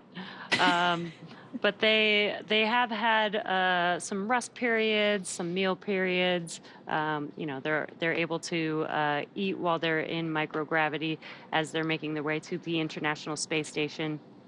After ascent, once they made it to orbit, they were able to get out of their spacesuits and actually enjoy microgravity. And they've also, you know, needed to follow some procedures. As we're getting closer and closer to the International Space Station, they did have to prepare for some of the burns that enable the Dragon vehicle to get or to approach the International Space Station. So a plethora of activities over the past 30 hours. Yeah, they also get the opportunity to eat if they want to. They have some shelf-stable meals that they can choose from, and you'll probably hear after docking, they will report out what was consumed. Not necessarily the food itself, but they'll say this many packets from this bag. Everything is so meticulously tracked in space and on the International Space Station. It can be difficult. You know, it's not the same as here on Earth. If I put something down on the table, I know it's going to stay there thanks to gravity.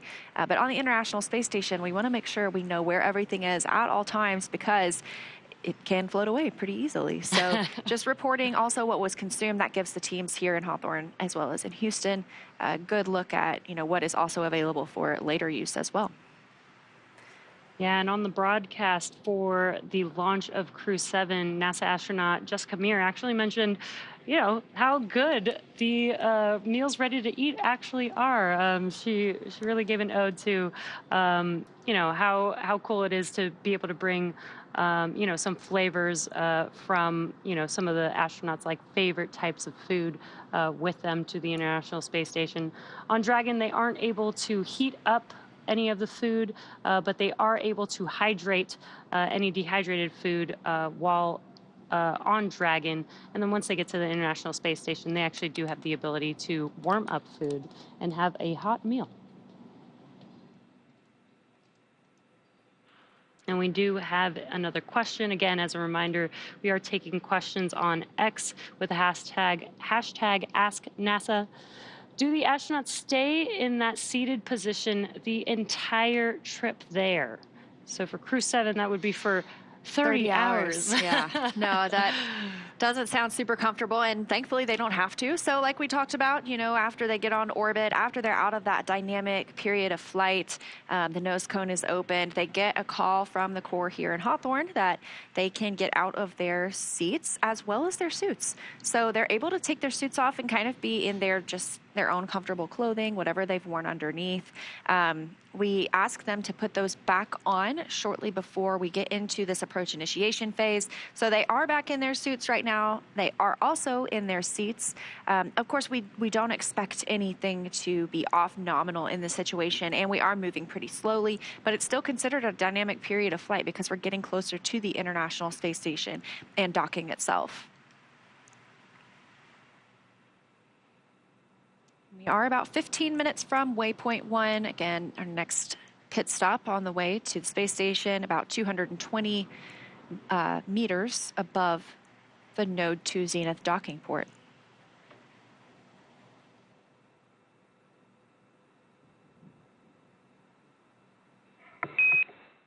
And Dragon SpaceX on the big loop. C2V2 link reconfiguration is complete. Could you give us a quick comm check?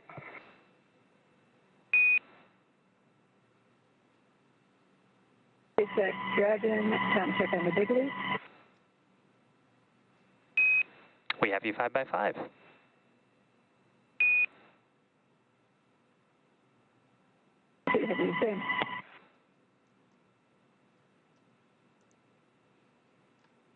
Hearing that conversation between the Corps and the crew, that is Shiva Bharavaj down there in Mission Control, Hawthorne. And they were talking about C2V2, that's Common Communications for Visiting Vehicles. So the Dragon spacecraft and International Space Station both use this language essentially to talk with each other, and it is properly configured so they continue to have good communication between both of those spacecraft.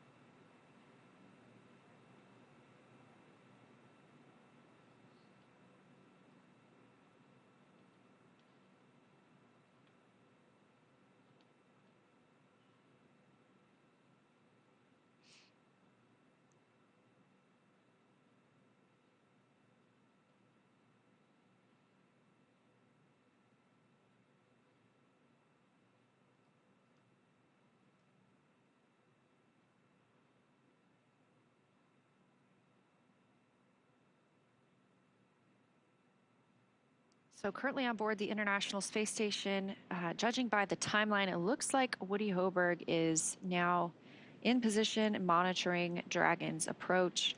They can actually send commands from Dragon or from the International Space Station to Dragon if need be, if there was some reason that we needed the spacecraft to retreat. Obviously, we're not tracking anything this morning, but he'll be monitoring that approach as they get closer all the way through docking, and then he'll be the person to work through the depressurization of the vestibule and make it a welcoming transition from Dragon to the space station for the 4 new crew members.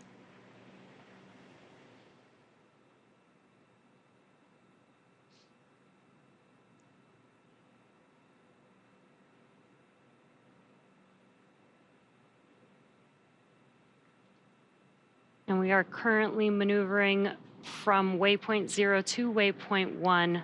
We are expecting to arrive at the waypoint 1 checkpoint at 5:59 a.m. Pacific time. And again, this will put Dragon directly above the International Space Station. So you could see on your screen, Dragon made its way to waypoint 0, which was directly under the International Space Station, so between Earth and the International Space Station. And now it is swinging upwards and will be above the International Space Station, basically on the space side of the station. And again, we are expecting that arrival at waypoint 1 at 5:59 a.m. Pacific time.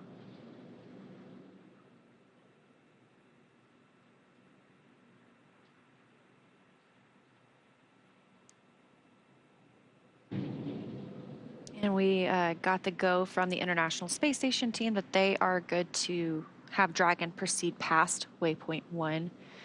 So waypoint 1, they will stop at waypoint 2. Again, that's about 20 meters from the space station. That's the final checkpoint before moving in. And we expect to see them at waypoint 1 in about 12 minutes from now. Shortly after that, it moves pretty quickly. It is slow and steady, but at the same time, we're anticipating docking at 6:08 a.m. Pacific. That is 9:08 a.m. Eastern time. So just about 30 minutes from now, we should see our new crew arrive at the space station.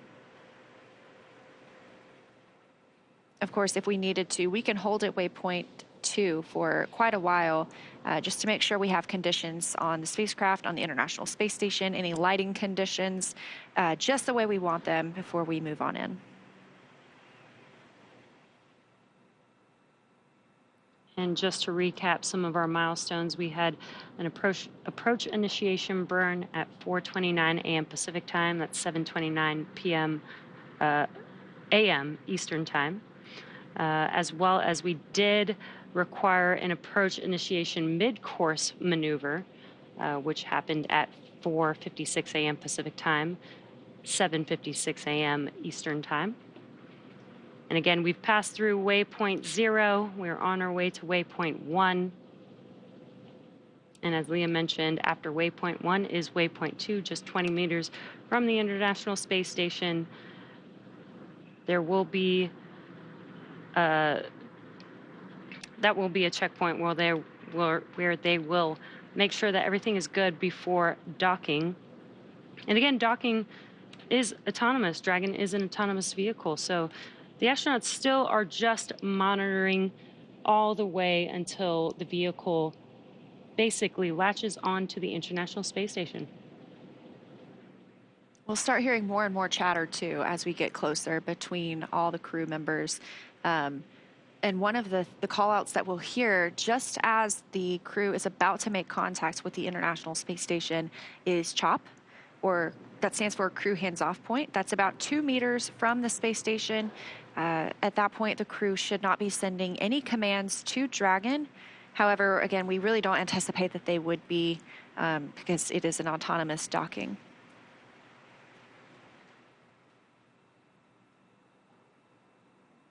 So about 10 minutes away till we reach waypoint 1. Again, we're going to move right on through, head to that waypoint 2 hold point, and then we are about 20 minutes away from docking itself.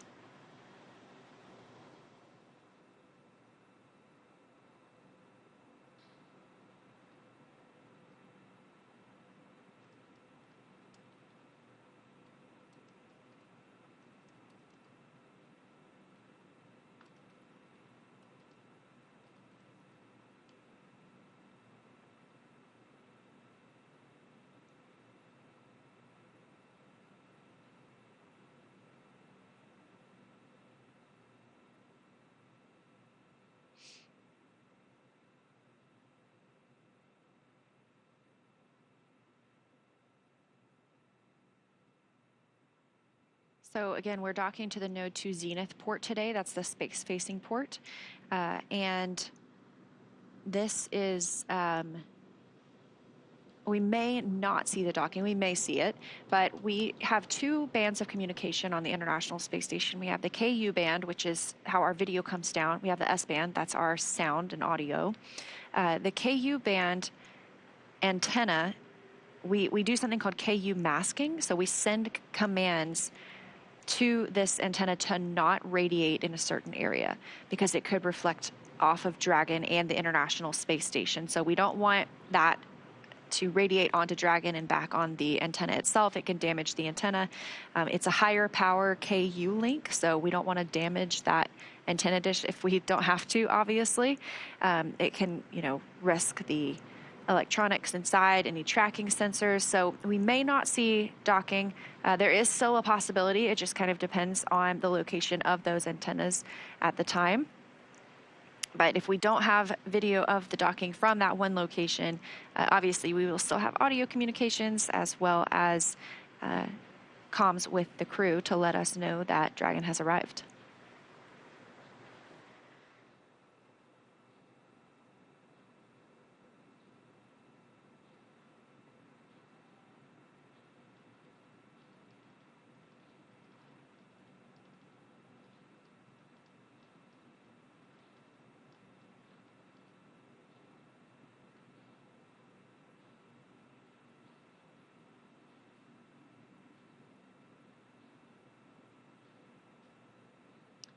Again, if you're just now joining us, you are tuned into the Crew-7 mission.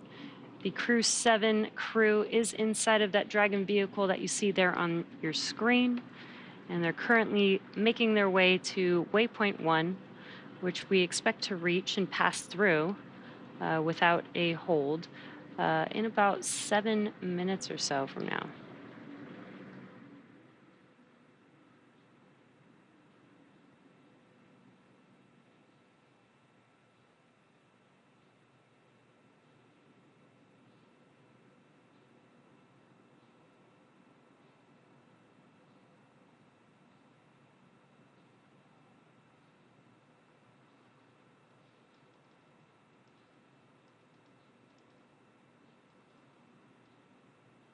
This view coming from a camera on the International Space Station of Dragon continuing its approach. Again, we are going up and above the space station, so we may eventually have some views of Dragon looking down on the station with the Earth below it.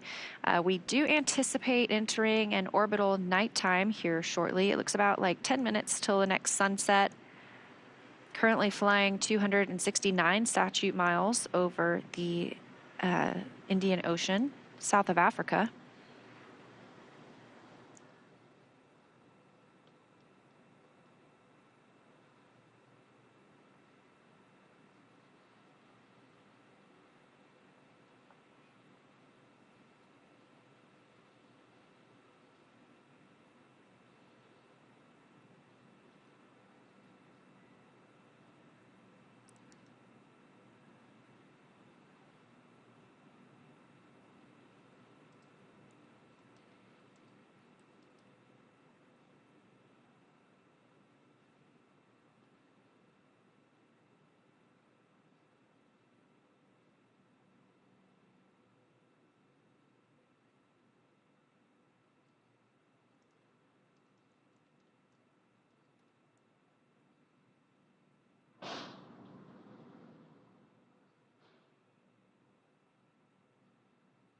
Another view here from the International Space Station.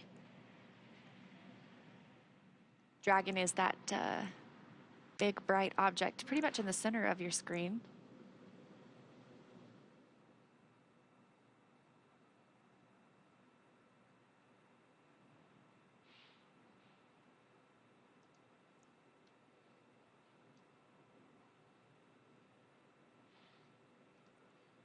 And this view in Mission Control Hawthorne here at SpaceX headquarters.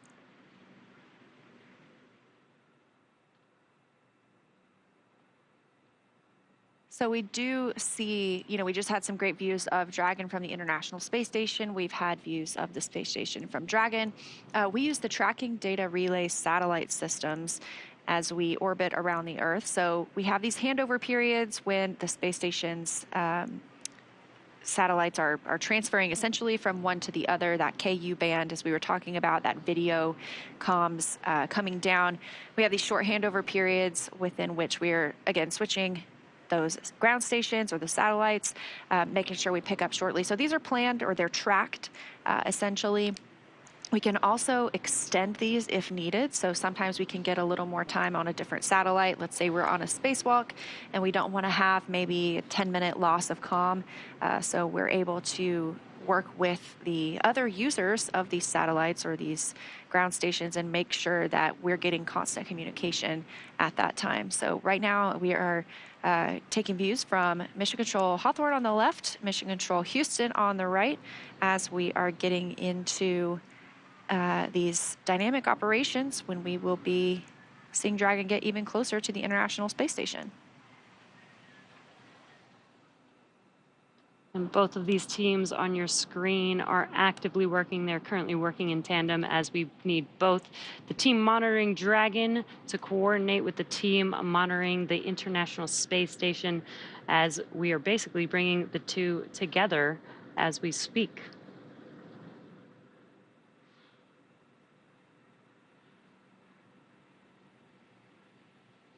So again, we do expect to get those communications back, those videos back from Dragon and from the space station pretty shortly. But we are tracking to arrive at Waypoint 1. Again, we're passing right through Waypoint 1 today. We didn't have the need to stop. Both teams polled that they are go to pass through and head to Waypoint 2. But we're expecting to see or hear that call out of Waypoint 1 in just a couple of minutes. Again, we're tracking Dragon SpaceX on the big loop, approach 1 and soft capture ring extension will begin shortly, and then expect Dragon to continue approach to Waypoint 2. SpaceX Dragon, copy all.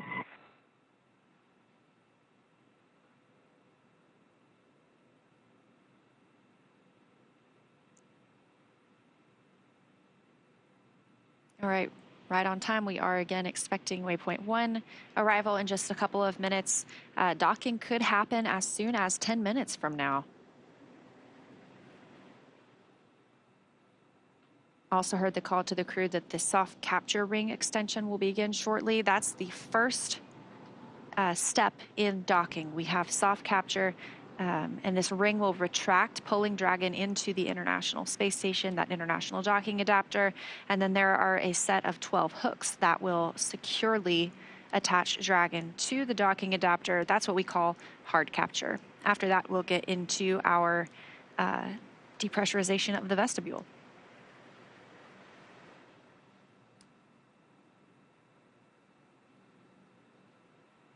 And also a part of docking is where the Dragon spacecraft will actually connect an umbilical, set of umbilicals, to the space station, basically provide power to Dragon while it's on the International Space Station.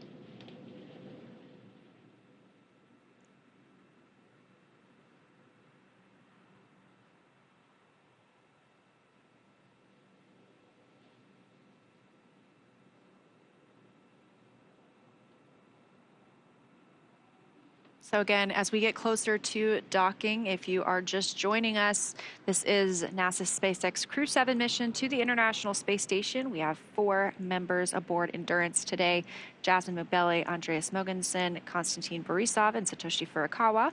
They are scheduled for about 10 minutes from now to arrive at the International Space Station, reaching Waypoint 1 here, about 220 meters directly above their docking port. So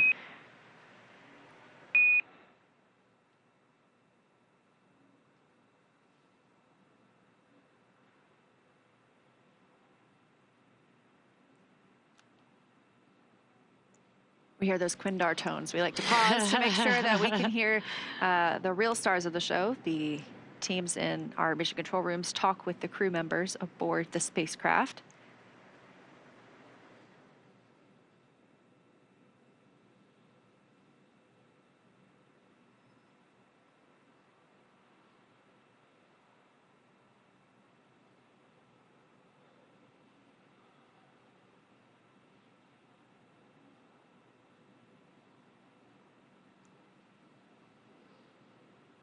We did expect to pass through Waypoint 1 at 5:59 a.m. Pacific time. So that may be why they may be trying to establish comms here. We'll see if we can get an update here shortly. Yeah, that's our crew. That's Crew-7. They will be arriving here just within the next 10 minutes, potentially. We have on the left, from the left, Jasmin Moghbeli, NASA astronaut and the commander of Crew-7. To her right, pilot Andreas Mogensen. Next to him is Satoshi Furukawa, JAXA, Japan Aerospace Exploration Agency astronaut. And on the far right, Konstantin Borisov of Roscosmos. Station, Houston on the Big Loop.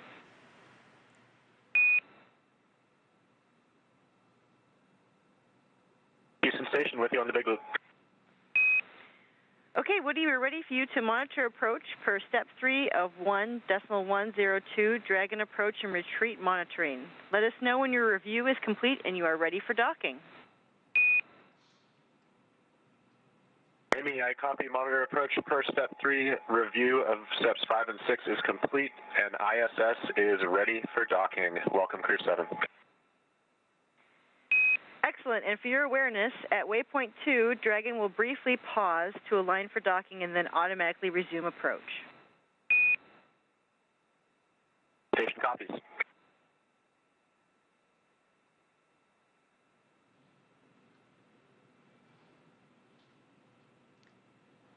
All right, and that was communication from the Capcom in Mission Control Houston. It's Amy Dill this morning communicating with NASA astronaut Woody Hoberg on the International Space Station. Again, he's primed for monitoring this approach and docking of Dragon. So they are getting all set up on the space station side ahead of docking. Again, we're looking for that to happen around 6:08 a.m. Pacific time, so within the next few minutes. Yeah, it's getting pretty exciting. Initial contact between Dragon and the International Space Station is expected, as Leah said, at 6:08 a.m. Pacific time, 9:08 a.m. Eastern time. Before reaching Waypoint 1, mission operators conducted a go-no-go poll to allow Dragon to begin its approach to Waypoint 2, which is located inside of the keep-out sphere, about 20 meters away from the space station. As we've talked about previously, all of these visiting vehicles take this phased approach to the space station. They stop at these predetermined gates for teams to run quick checks on the vehicle performance before approaching the space station. So we know slow and steady wins the race when it comes to bringing two spacecraft together. The docking operations require a really great deal of precision to make sure we're keeping the spacecraft and obviously the crew safe. At the 20-meter distance from station's docking adapter, Dragon's approach will slow, and it will begin to align itself with the adapter to come in for the final approach. Dragon will make its first initial soft contact with the adapter's soft capture ring, which will then retract to bring Dragon in for the hard capture sequence. As a further precaution, Dragon's soft capture system includes a set of rotary spring dampers that helps lessen the force of the contact between the capsule and the station. So for a little bit more of an update on what's happening on the International Space Station and in Houston, let's check in with Sandra Jones. Sandra? Thanks, Leah. Right now, the crew on board Space Station is awake and preparing for the upcoming docking of Dragon to Space Station. Everything continuing to look good here on the Space Station side. NASA Dragon astronaut SpaceX Woody on the Hoberg Big will... Loop. Soft capture ring extension is complete. SpaceX, the Dragon copy, soft capture ring deployed complete.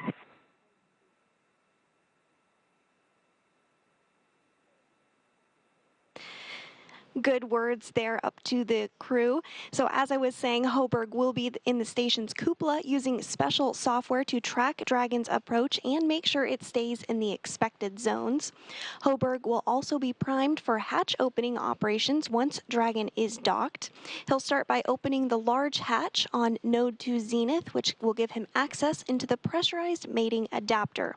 The crew will then have to pressurize the vestibule, which is the small space between the hatches on Dragon and Space Station.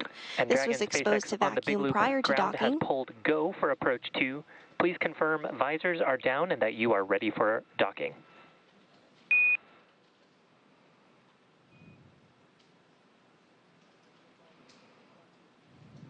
SpaceX Dragon copies on the big loop go, and also crew members have the visors down. We are ready.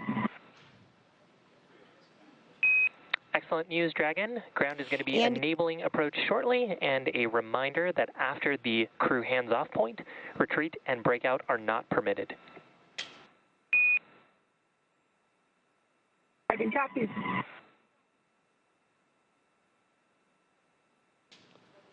And great calls again up to the crew, letting them know everything is going smoothly. We're getting really close to docking, just confirming that they have their visors down and they can be in that configuration ahead of docking. So everything good here from the space station side. I'll toss it back over to Hawthorne so that you guys can give us an update on your end. Thanks, Sandra. And we did hear the Corps also call out that CHOP, which is the crew hands-off point. Basically, that means that the crew must be hands-off. In case of any aborts that happen during that time, it will be done by Dragon. Now, Waypoint 2 is up next, and that will put Dragon only 20 meters away from the space station. From here, the spacecraft will focus on aligning its docking system with the International Docking Adapter. Yeah, so we're getting pretty close. Right now, it looks like we are about 80 meters from the International Space Station. Again, we did not stop at Waypoint 1 today. We just kept on moving through that 220-meter mark. We will hold briefly at Waypoint 2. That just gives us a chance to do any final checks, make sure everybody's go before moving in for docking. Additionally, we heard previously that the soft capture ring is extended. That's what's going to make first contact with the International Space Station. It will then pull Dragon into the International Space Station's International Docking Adapter before those 12 hooks begin to do that hard capture sequence, really securely securing it to the spacecraft.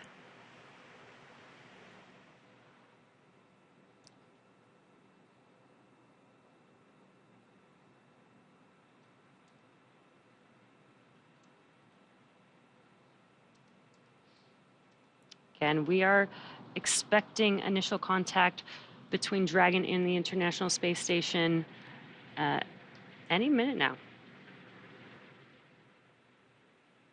Yeah, we are now 60 meters away from the space station. Again, this is really methodical. It's a very careful process as we prepare for docking, just to ensure the safety of the spacecraft. Like we mentioned, of course, the crew.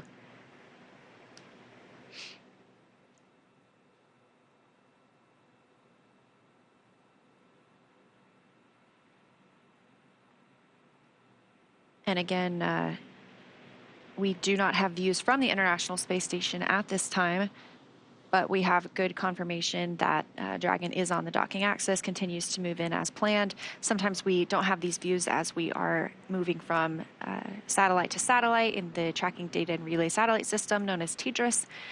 Additionally, sometimes we just don't have great views because it's nighttime on the space station. You know, we see sunrise or sunset every 45 minutes. They are in an orbital nighttime at this point. The International Space Station flying 265 statute miles south of Australia. Dragon now 40 meters from the space station, continuing to approach Waypoint 2.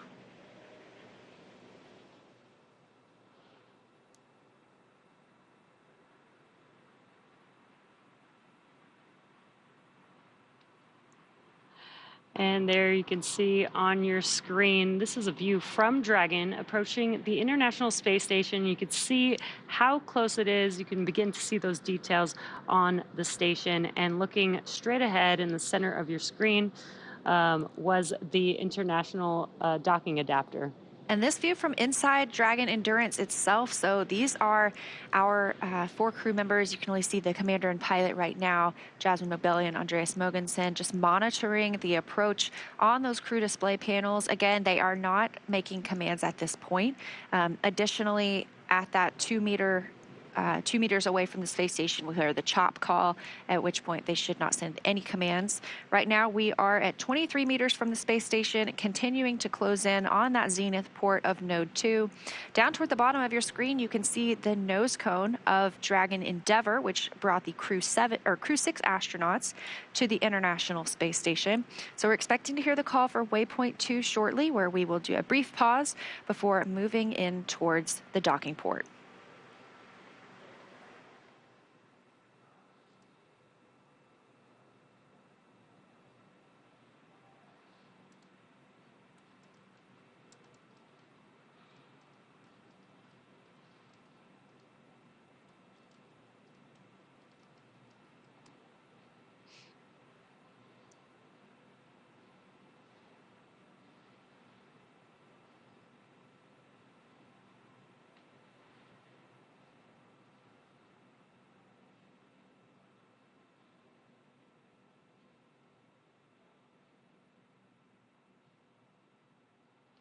Also, a cool thing in this view is Dragon is now directly above the International Space Station, and you can tell in the view because you can see the clouds on Earth in the background.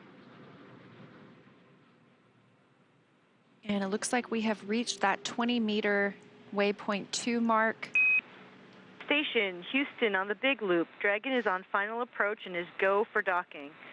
Monitor for steps 5 and 6 in 1.102 Dragon approach and retreat monitoring.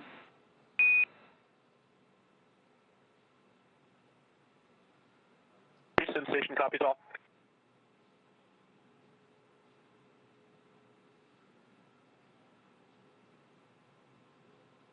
All right, confirmation from Amy Dill, the Capcom in Mission Control Houston, to the crew that they are moving in for docking. So we are now 16 meters away from the International Space Station. Again, continuing slowly into the Node 2 Zenith port for docking today.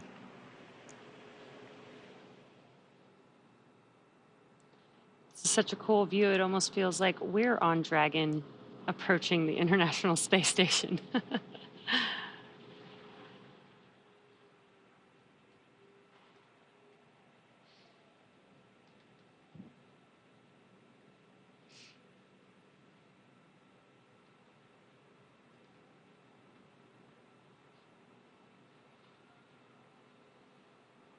Space Station and Dragon now flying over Australia, and Dragon just 13 meters away. Again, a very methodical and careful approach to our docking port. Great views coming from Dragon this morning as we get ready to welcome 4 new crew members to the orbiting laboratory.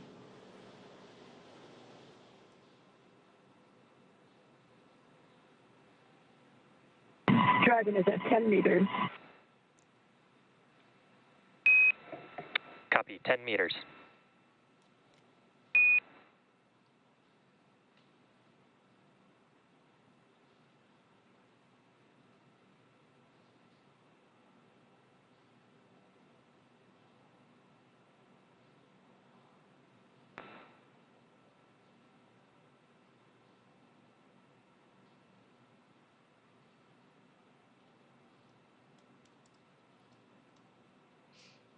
And we are just moments away from Dragon docking with the International Space Station. First will be a soft capture, and then there will be 12 hooks deploying 6 at a time to create that hard capture between the vehicle and the station. Dragon now just 7 meters away, now 6 meters away from the Node 2 port. 5 meters. Copy, 5.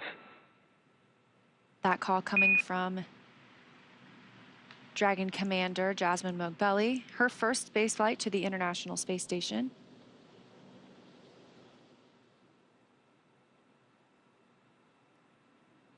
Standing by for the call of crew hands-off point, or CHOP.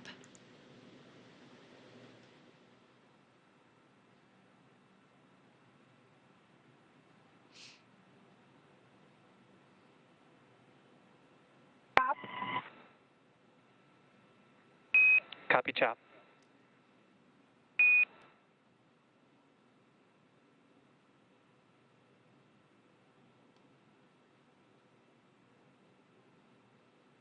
1 meter.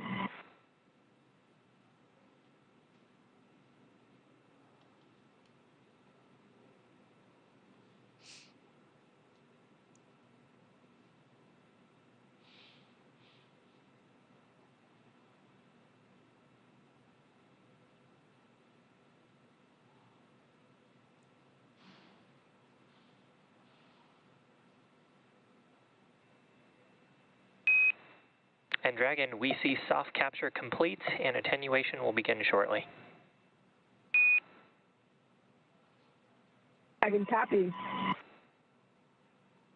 And contact confirmed, 6:16 a.m. Pacific time, 261 statute miles over Australia.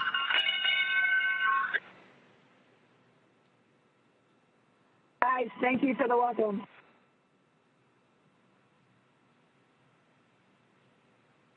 And that welcome coming from the crew aboard the International Space Station. Endurance has arrived with its international crew.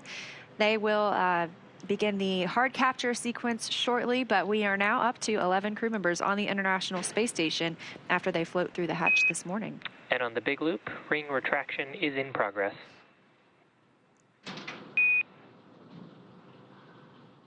Dragon copies, ring retraction in progress.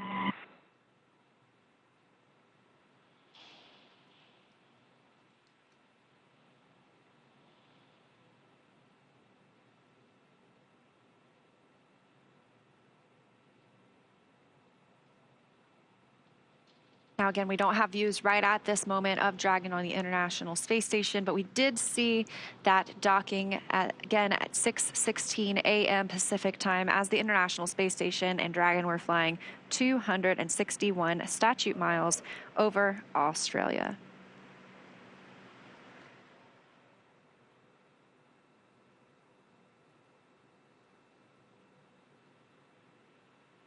And there's still a few steps to complete before Dragon is securely attached to the station. We've now done the soft capture, but then there will be the completion of the soft capture ring retraction, as well as hard capture sequence beginning, and then finally hard dock completing.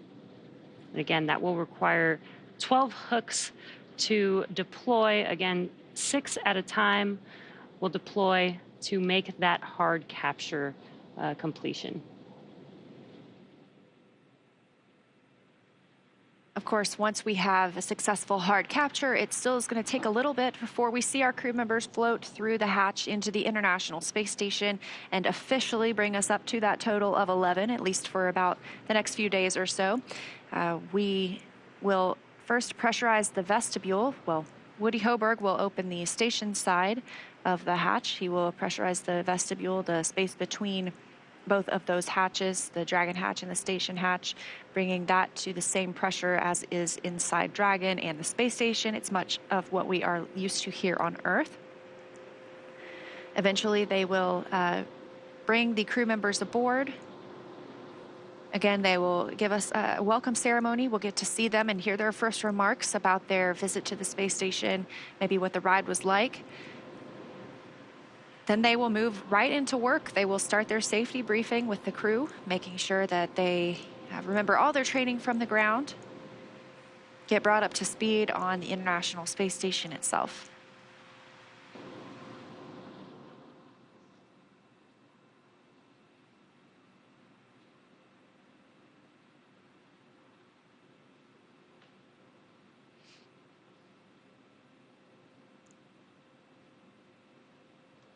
This is Dragon Endurance's third visit to the International Space Station, first on Crew 3, then with Crew 5, now Crew 7. It joins Dragon Endeavour.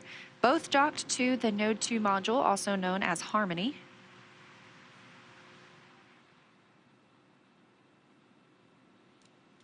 And that next step, soft capture ring retraction, is typically expected about 4 minutes after soft capture. So we should... And Dragon, ring retraction is complete. The docking sequence is holding for MCS reconfiguration. SpaceX Dragon copies. And what perfect timing. Soft capture ring retraction is now complete. As you mentioned earlier, during this time, we're also connecting an umbilical from Dragon to the station. Dragon has been using power generated by its solar arrays, also battery power. Once it's connected to the International Space Station, it can start using power from the station itself. You got a great view of those solar arrays as we were flying in this morning.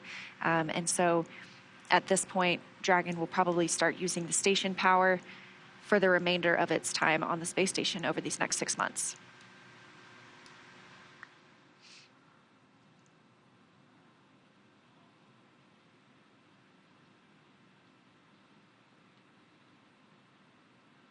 And again, we do have soft capture complete for Dragon Endurance. We are standing by for the start of the hard capture sequence.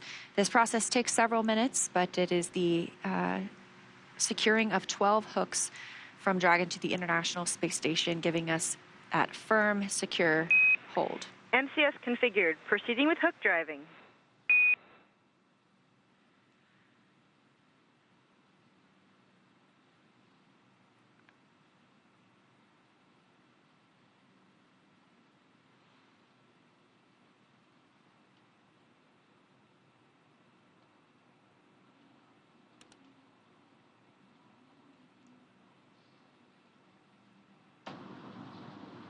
And we did hear that call out, proceeding with hook driving. That is the beginning of the hard capture sequence. Again, as Leo was just mentioning, there will be 12 hooks, and they will deploy 6 at a time. So there'll be 6 hooks first. Once those are fully latched to the International Space Station, then the next set of 6 hooks will begin to deploy. And this process should take a few minutes, about 4 minutes or so, until hard docking is complete.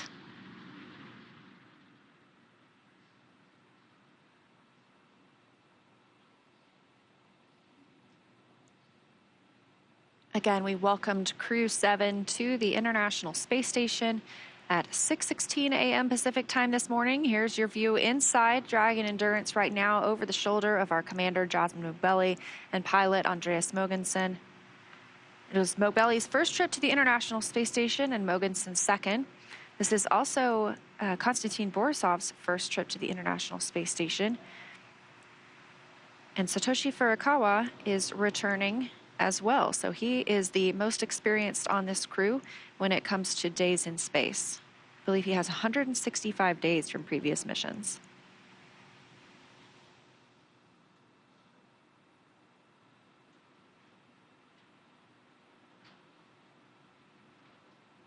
This is the view that we saw as we were preparing for docking.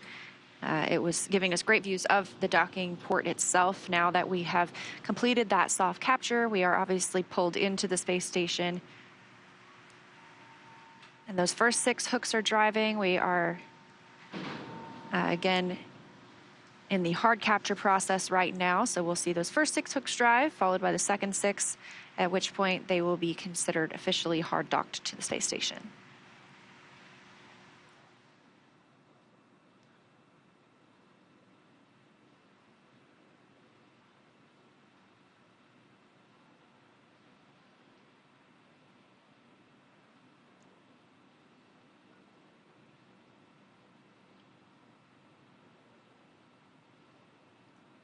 We're getting some good progress on the hooks driving. It looks like the second 6 are now starting to drive.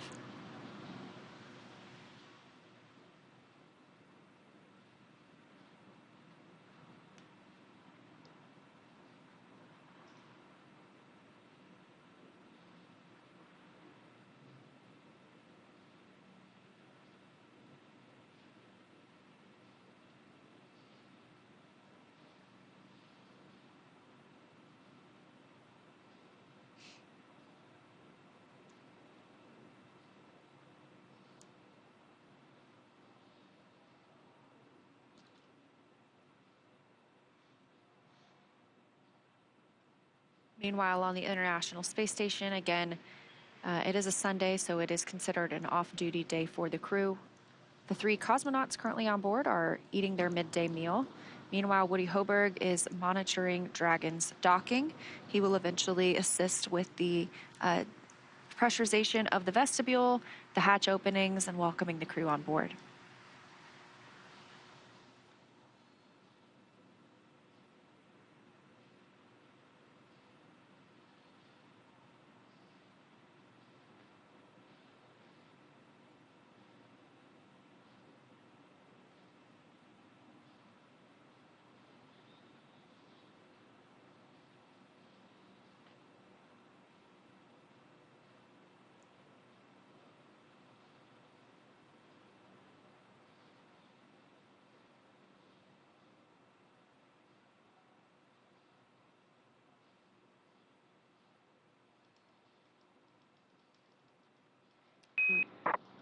And on the big loop, hard capture is complete. Dragon, you are go to raise visors.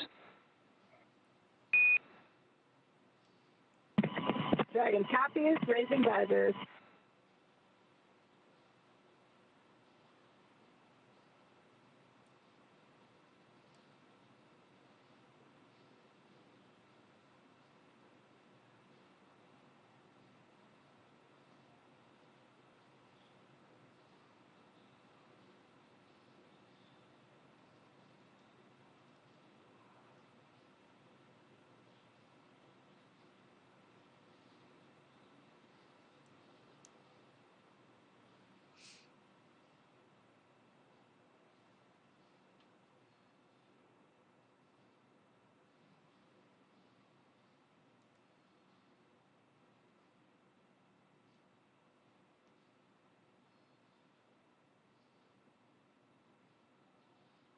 And if you're just now joining us, you are tuned in to the NASA SpaceX Crew-7 mission.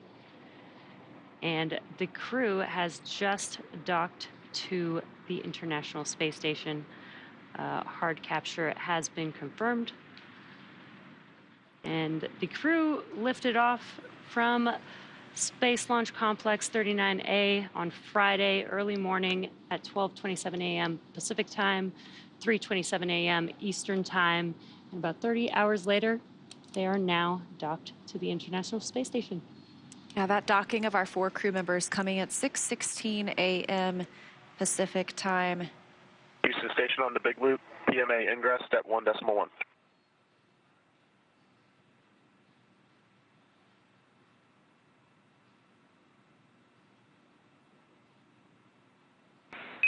And Woody, we're not quite ready for that step yet. We'll let you know when we are. I copy, standing by.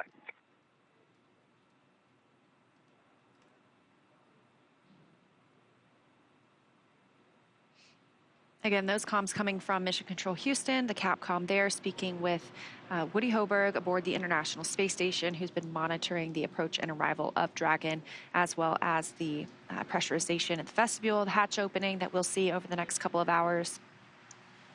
Docking came this morning at 6:16 a.m. Pacific time, 9:16 a.m. Eastern time, as the spacecraft and the International Space Station were flying over Australia.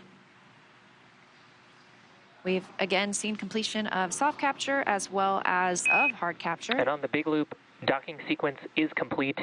Dragon, welcome, Vilkom, Yokoso, Dobro Pazalovat to the International Space Station. SpaceX, I said from Dragon on the big loop. Thank you so much. I have to keep reminding myself this is not just a dream. Thank you to the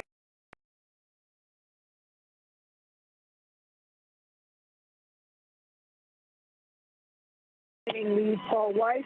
We had to keep reminding ourselves that when we open that hatch, we're not walking out into the training center. I'll hand it over to Andy for a few words. Yeah, I want to thank everyone at SpaceX as well, including everyone at our respective partner agencies for getting us this far. You know, this is the first step of the journey. The real mission begins now on board the International Space Station. We have a lot of exciting work ahead of us that we look forward to. And thank you to everyone at our agencies for preparing us. We look forward to getting ready.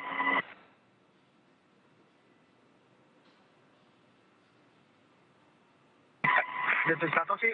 It was just like a training session in Hawthorne, California, and I'd like to express my appreciation to NASA, ESA, CSA, Roscosmos, JAXA, and especially SpaceX for flying us safely to the International Space Station. Thank you. Thanks all. It was exciting. Like my friend said, it was really close to what we have experienced during the training. We just had to remind ourselves that it's happening for real. Very excited, very happy to be on ISS. Looking forward to opening that hatch. Thanks all the agencies. Thanks Paul. Thanks the team. We're really excited to be here. Thanks SpaceX for this marvelous vehicle. Thanks.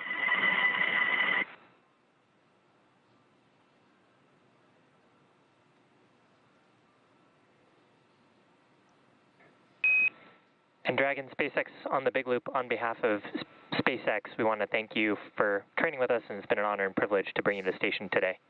Ground will be enabling our hardline power and communication connections. You are go to DOF suits per 4.012, and we're going to be taking cameras external. SpaceX Dragon copies all. We'll step into 4.012 suit docking and audio configuration.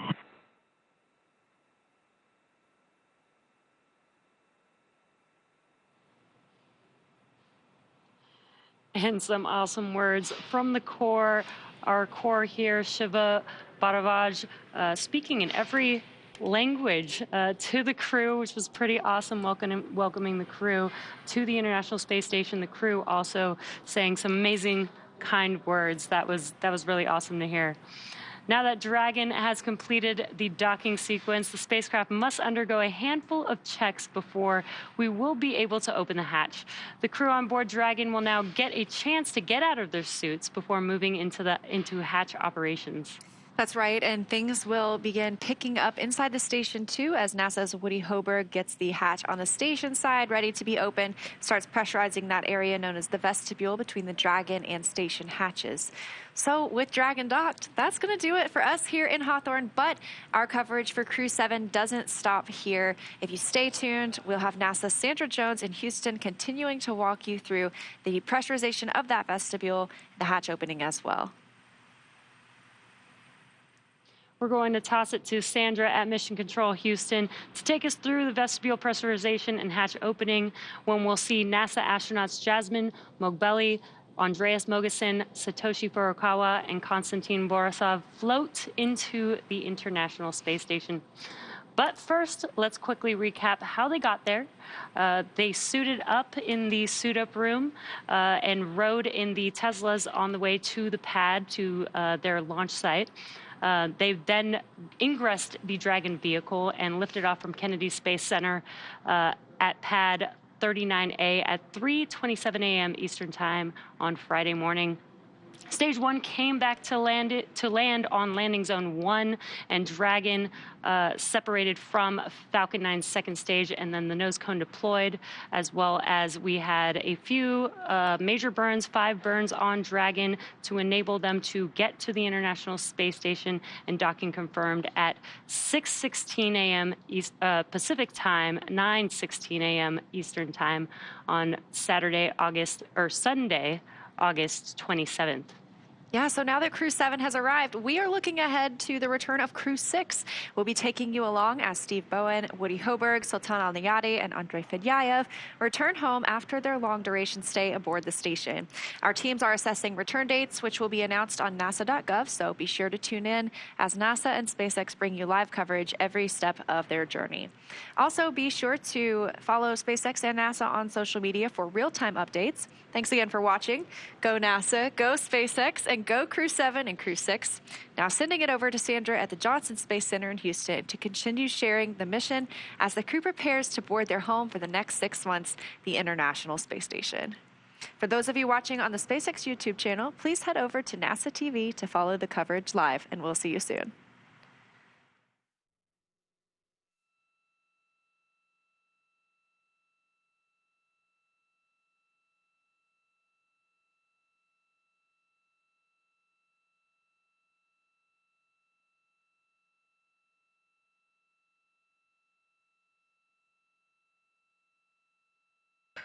This is Mission Control Houston. Crew-7 successfully docked to the International Space Station. That docking occurred at 8:16 a.m. Central Time this morning while flying 261 statute miles over Queensland, Australia. Now that Dragon is docked, NASA astronaut Woody Hoberg is going to begin securing some hardware and then moving right into hatch operations. First, he will open the large hatch at Node 2 Zenith, which will give him access inside the pressurized mating adapter. He'll then work to pressurize the vestibule, which is the small space between the hatches on Dragon and the space station. This was exposed to vacuum prior to docking, so it needs to be filled with air to make sure its pressure is nearly equal with the atmospheric pressures on Dragon and the space station. To do this, Hoberg will use a small valve on the station's hatch to slowly introduce air into the vestibule, and flight controllers here in Houston will monitor the pressure and temperature readings inside to verify that everything is leak-free before we get ready to open up the hatches. We expect it to take a little bit of time to get everything pressurized and checked out before we open up the hatches, but we'll keep you updated on the targeted hatch opening time. Following hatch opening, there will be a welcoming ceremony which will take place. Following this, the crew will get a safety briefing, get oriented, unpack their belongings from the Crew-7 vehicle, and get situated in their new home for the next 6 months.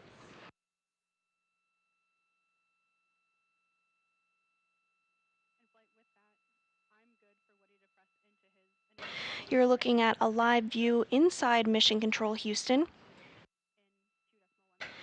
The current team on console is being led by NASA Flight Director Judd Freeling.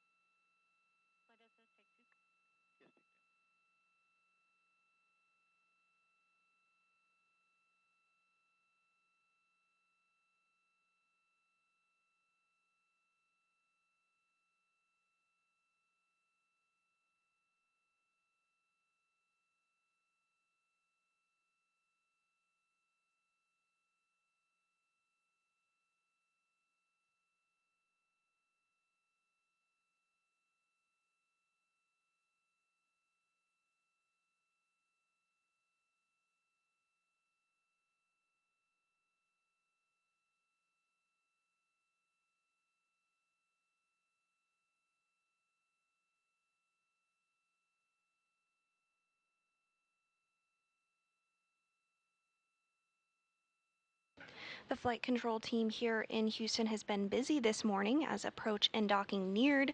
The team on the ground was in preparation.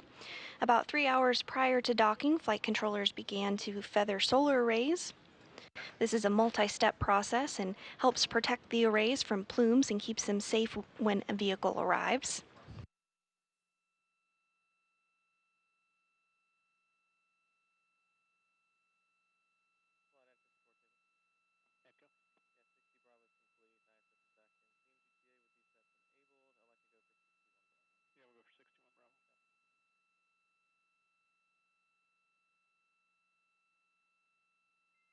Dragon, SpaceX on Dragon to ground. No response required, but ISS power connection has been established.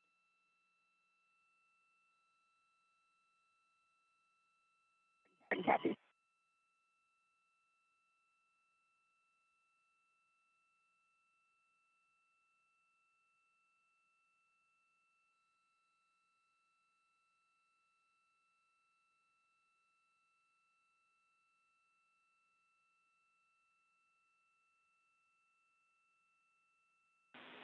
And Station Houston on 2 for Woody, you have a go in step 2.2, your go to perform initial IDA Dragon vestibule pressurization for leak check. All right, Amy, copy go in 2.2, thanks.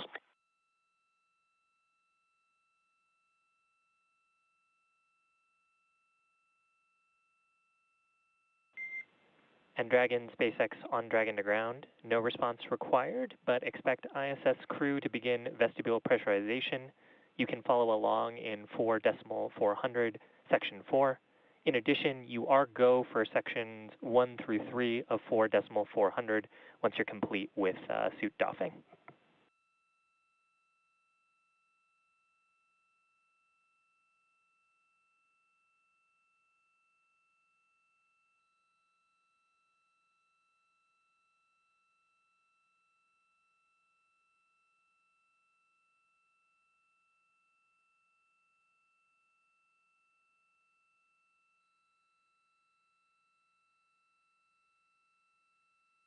And NASA astronaut Woody Hoberg is continuing to step through the procedures ahead of hatch opening this morning.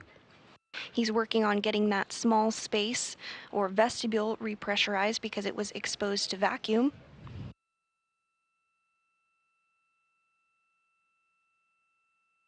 And as we eagerly await Crew-7 to float through the hatch later this morning, let's take a look at some of the science and research investigations that they'll be completing while on board Space Station. The International Space Station is a state-of-the-art microgravity laboratory that is unlocking discoveries not possible on Earth and helping us push farther into deep space. Every single day, we are answering big questions about Earth and about space, about where we came from and about where we're going. But the other thing that we're doing is we're learning more questions to ask. Microgravity turns almost everything we know upside down. Liquids behave completely differently. Fire burns in new ways. Biological systems reveal surprises. There's a few things that have made me gasp out loud up on board Space Station. Watching heart cells actually beat has been a pretty big one. We're studying ways to grow food in microgravity. I got to tell you, these are pretty amazing. We're learning how human bodies react to life in space and how to keep crew members safe and strong on long-duration exploration missions. Deadlifts are awesome on Earth. They're also awesome in zero gravity. We're testing technologies that will be critical to our return to the moon and great leap to Mars. Our research has contributed to medical and social benefits on our home planet, allowing us to find new ways to combat disease back on Earth and develop technologies to deliver clean water to remote communities in need. The spectacular vantage point of more than 200 miles above our planet supports our monitoring of Earth's climate, natural disasters, and plant life. The orbital perspective that we have here on the ISS is just absolutely amazing. Earth is gorgeous.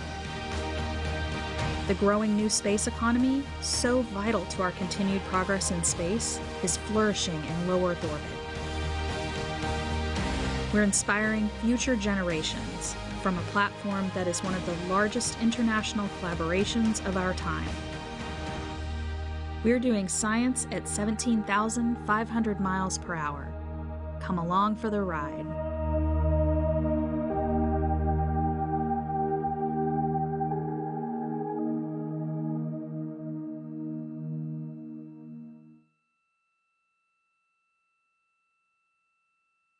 This view inside Mission Control Houston following a docking of Crew-7 at 8:16 a.m. Central Time earlier this morning.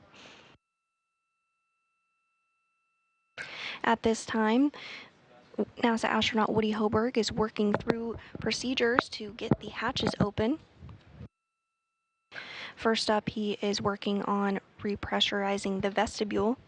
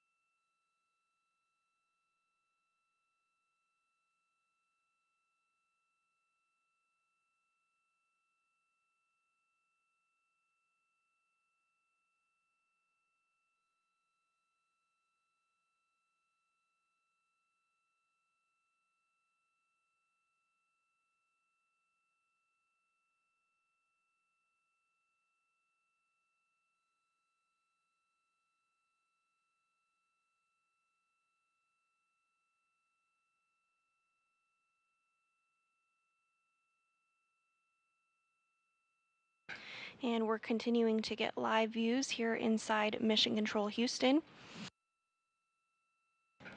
We did have a docking earlier this morning at 8:16 a.m. Central. On your screen is NASA Flight Director Judd Freeling, who led the teams during today's docking.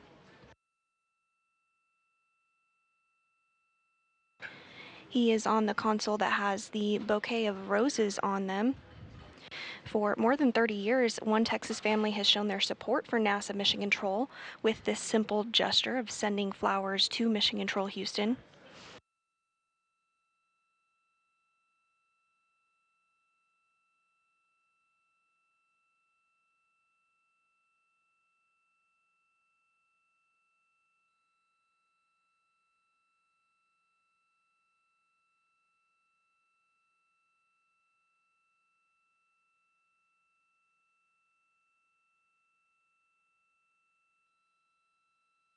On board the International Space Station, NASA astronaut Woody Hoberg continues to step through procedures ahead of hatch opening.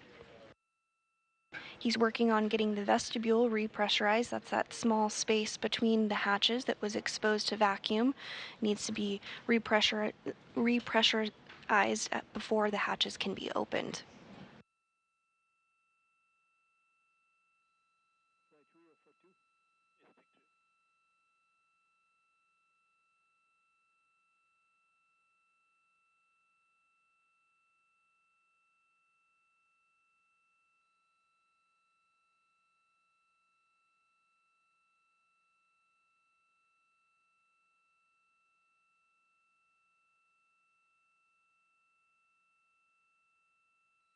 The International Space Station is currently flying 262 statute miles, approaching Toronto, about to enter into New York State.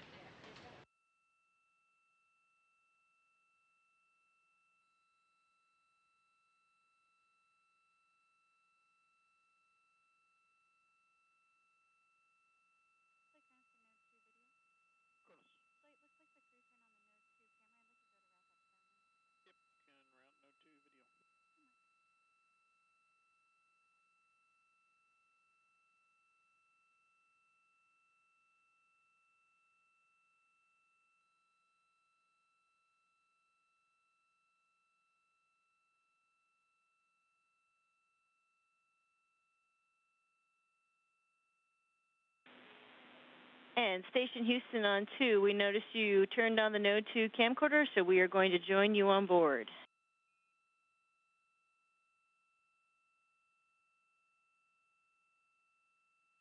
Hey, Amy, thanks for the heads up, and you're welcome aboard.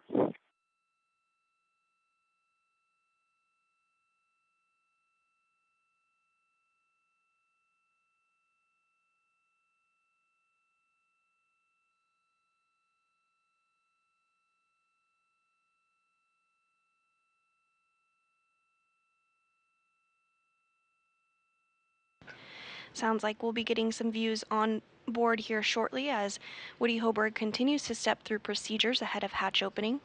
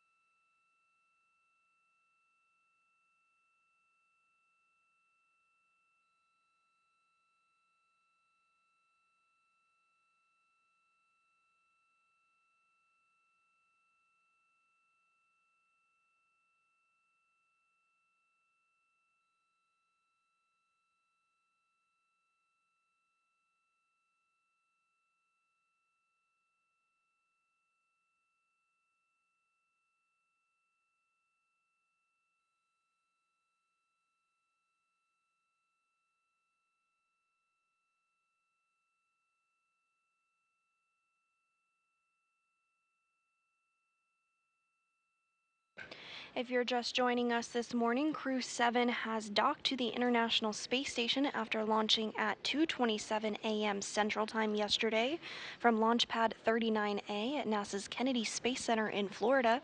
The crew of NASA astronaut Jasmin Moghbeli, ESA, European Space Agency astronaut Andy Mogensen, JAXA, Japan Aerospace Exploration Agency astronaut Satoshi Furukawa, and Roscosmos cosmonaut Konstantin Borisov docked to the orbital outpost at 8:16 a.m. Central this morning. Inside the International Space Station, Woody Hoberg is making incremental steps toward hatch opening. He's working through procedures to equalize the pressure between Dragon and Space Station, and following this, the vestibule's pressure will be brought up to about 5 pounds per square inch, and a leak check will be performed.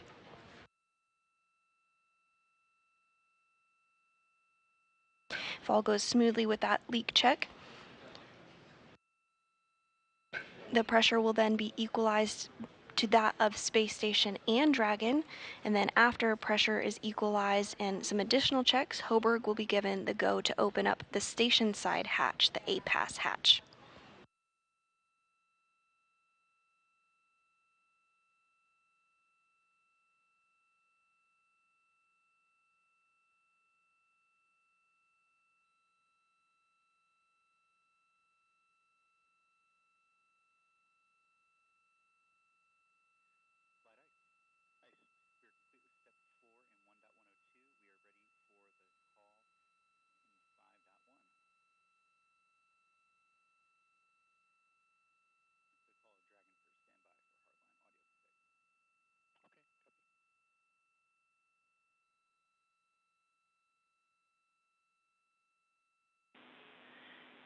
Dragon, Houston, on the big loop. Stand by for hardline audio config.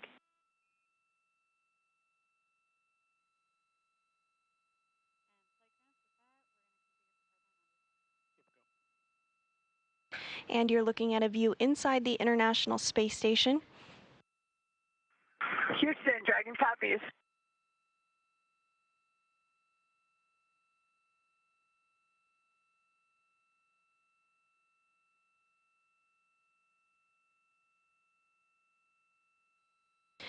We may see some views of NASA astronaut Woody Hoberg as he continues to step through those procedures ahead of hatch opening.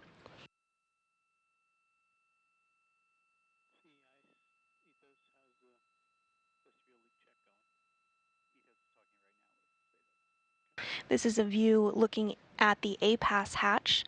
Of course, it's not quite open yet, but here shortly we will see it be able to be opened up once all those pressure checks are completed.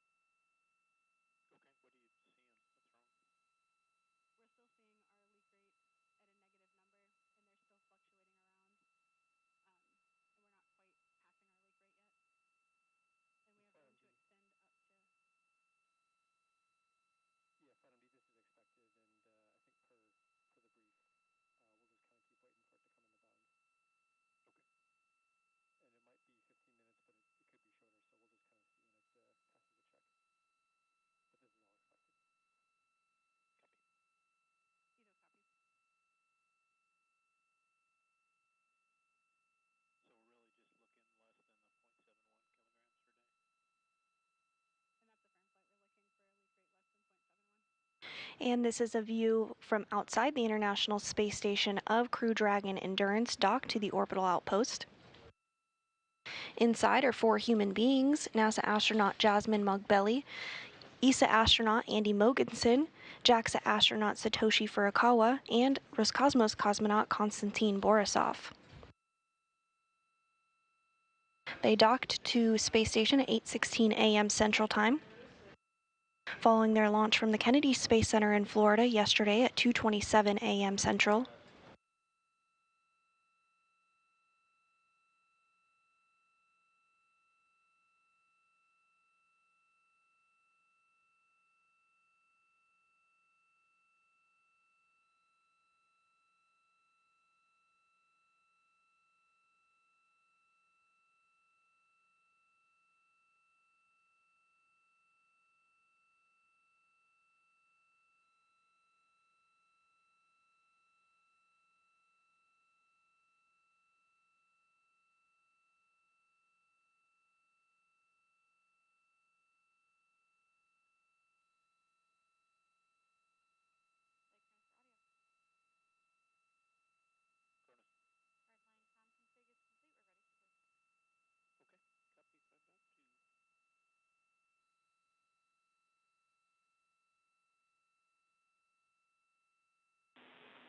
Dragon, Houston on the big loop.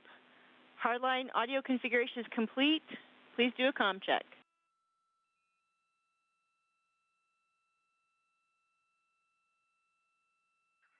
Houston, Dragon copies. I have you loud and clear, how me, and we'll do station next. Dragon, Houston, I have you loud and clear. Station, Dragon, comm check, how do you hear? Dragon Station, have you loud and clear, how me? We have you the same.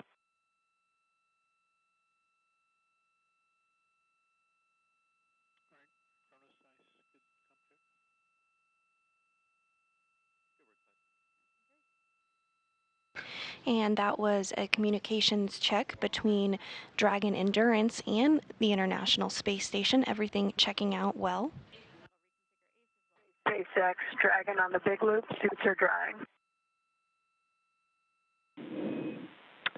Copy, Dragon. Suits are drying. And Dragon, let us know when it's okay for us to come back on board.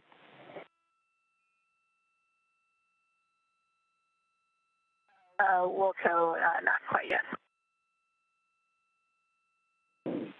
SpaceX copies.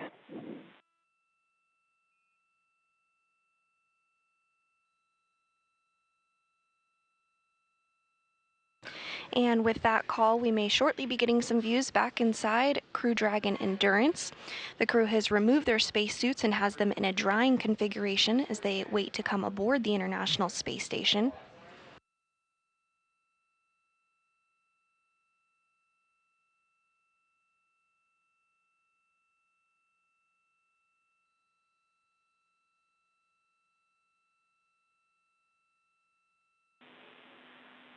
Station, Houston on the big loop for leak check status.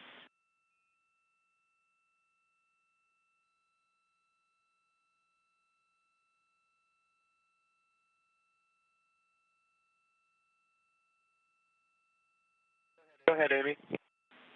Hey, just want to let you know we're expecting about another 10 minutes or so to confirm that the leak check is good. All right, we copy. Thanks for the update.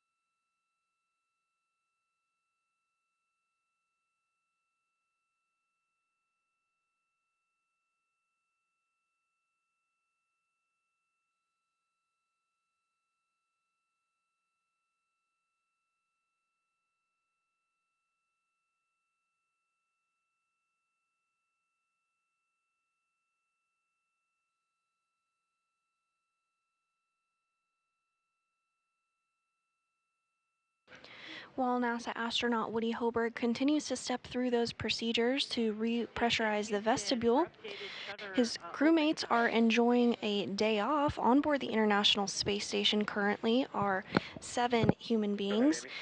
Those include NASA astronaut Frank Rubio, Roscosmos cosmonaut Sergei Prokopyev, Dmitry Petelin, and Andrei Fadayev, as well as NASA astronaut Steve Bowen, Woody Hoberg, and then UAE astronaut Sultan Al-Nayadi.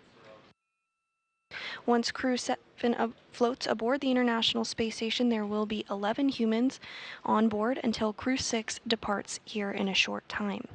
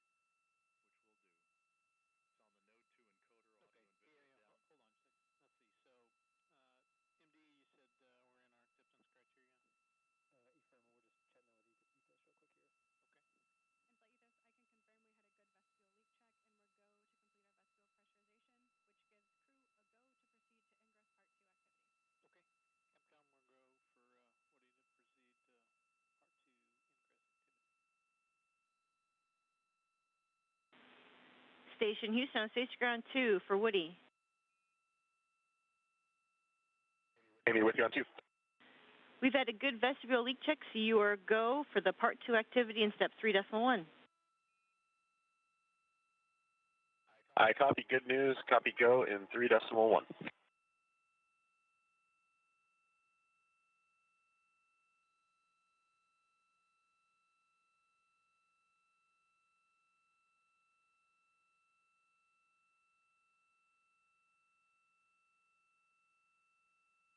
the ice and ethos now that we're in the Part 2 vestibule? Any idea how long before we can open the hatch from this point? I'm on site. Flight ethos, from my perspective, I see a good APAS equalization, but I know there are other steps in the hatch opening path that take minutes rather than instantaneous.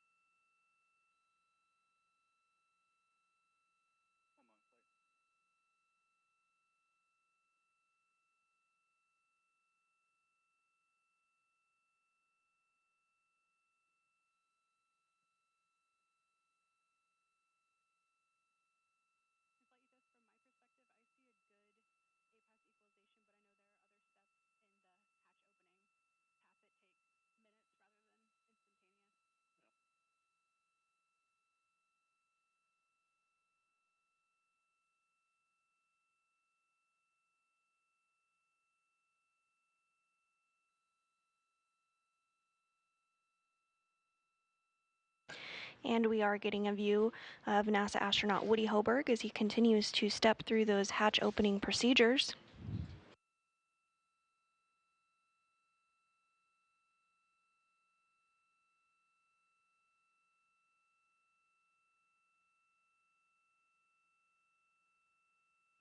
Hoberg was working to install some padding on the APAS hatch to help outfit it to protect it.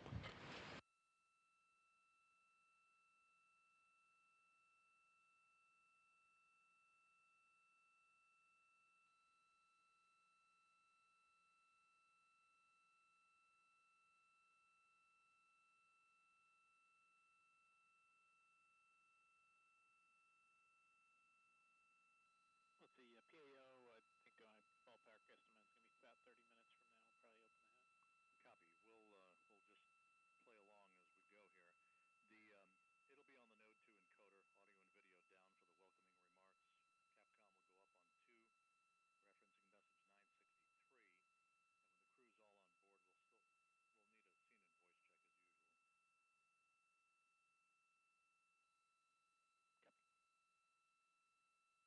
concur about 35 minutes. Okay.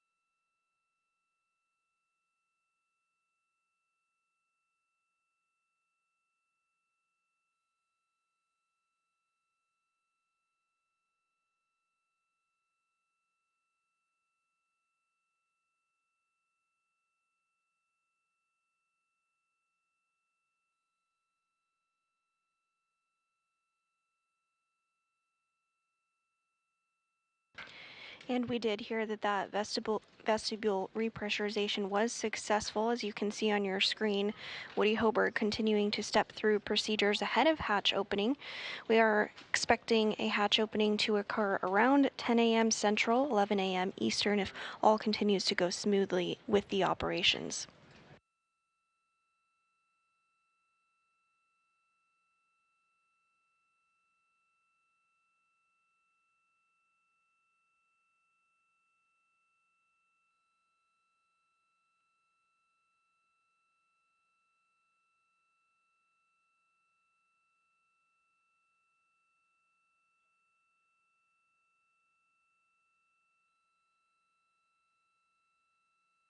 And this view of Crew Dragon Endurance inside our 4 astronauts, NASA astronaut Jasmin Moghbeli, ESA astronaut Andy Mogensen, JAXA astronaut Satoshi Furukawa, and Roscosmos cosmonaut Konstantin Borisov.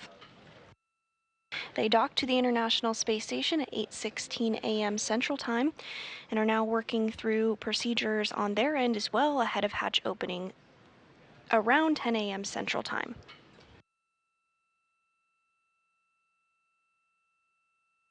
This view back inside the space station as Hoberg continues to step through those procedures. We did see him installing some padding on the A-Pass hatch. The A-Pass hatch is the androgynous peripheral assembly system.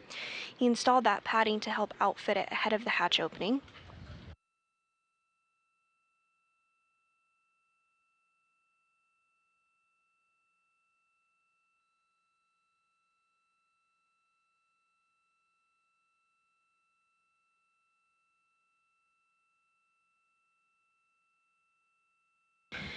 And you can see him now. He has a flashlight. He's going to visually inspect the hatch, make sure everything looks good before the hatch can actually be opened up.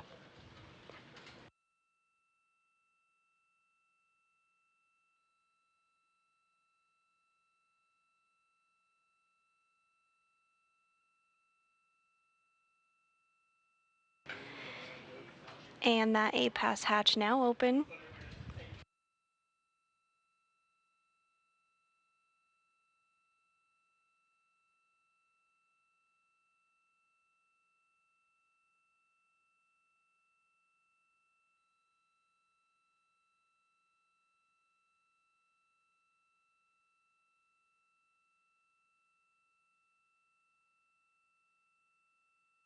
So with that A-Pass hatch open, that's not quite the end of the process here. There's one more hatch to open on the Dragon side. So the crew on both Space Station and inside Endurance are working through procedures to open up that hatch next, and then they'll welcome the Crew-7 astronauts on board.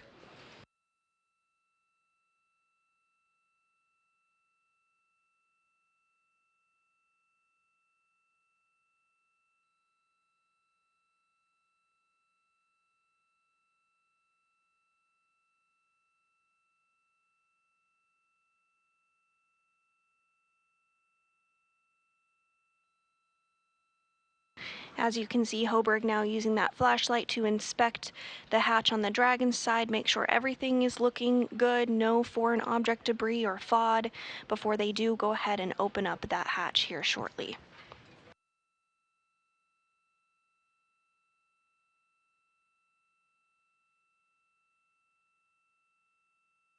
We are going to stand by for the pressure to just equal out between the Space Station hatch and the Dragon hatch.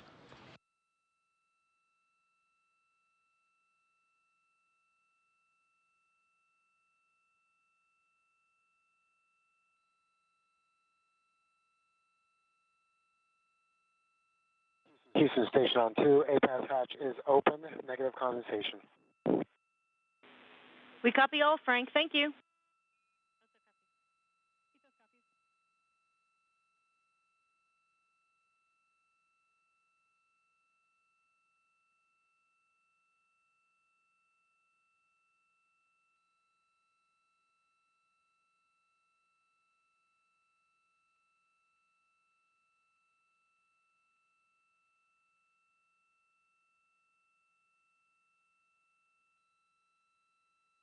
And this is a view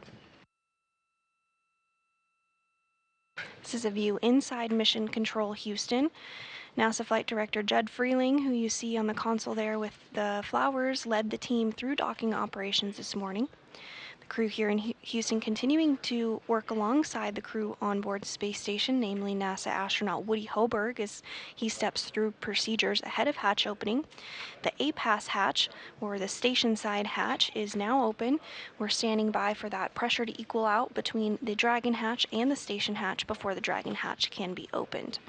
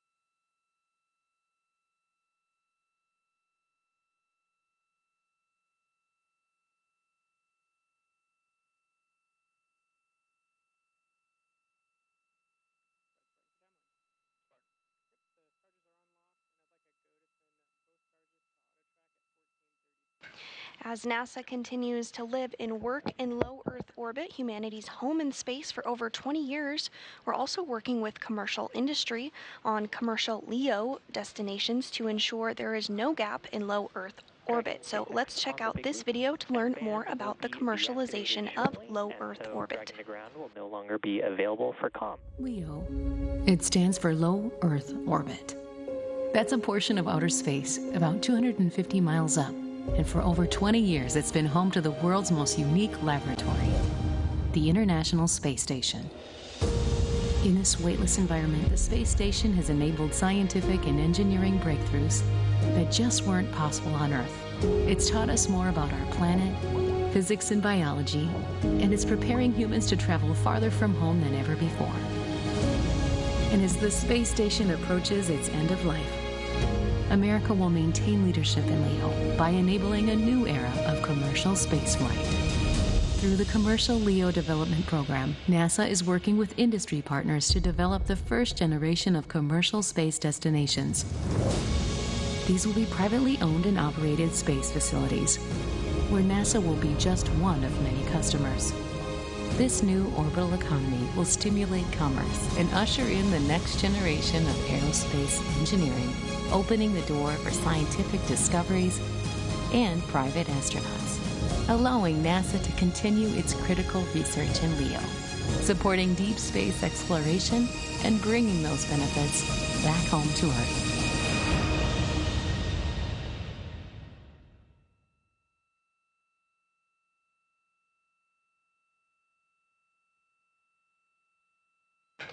And if you're just joining us, Crew-7 successfully docked to the International Space Station at 8:16 a.m. Central Time this morning. The crew is working through procedures to open up the hatches between Space Station and Dragon.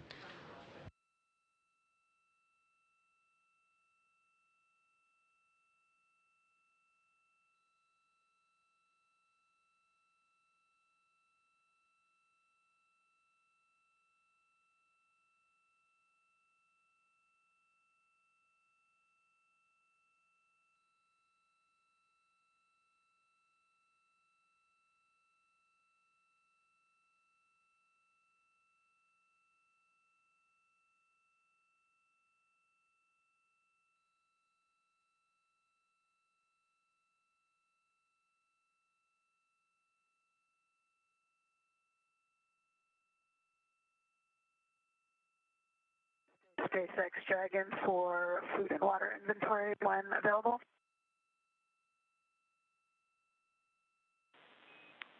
And Dragon, I'm with you on the big loop for inventory.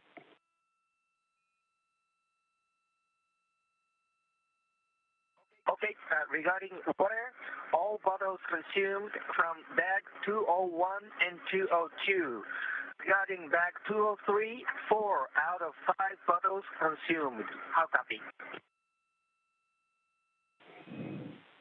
Copy, Satoshi.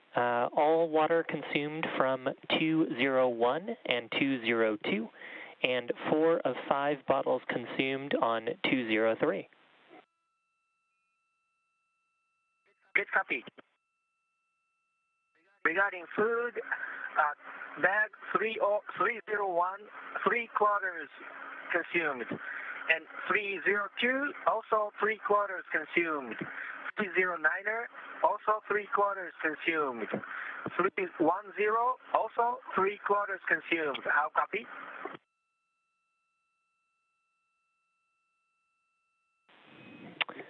Copy, Satoshi. 3 quarters of food consumed on bags 301, 302, 309er, 310. Good copy, thanks. And Satoshi, one clarification, does the water count include the bottle for 4.400 section 5? Affirmative. Great, thank you.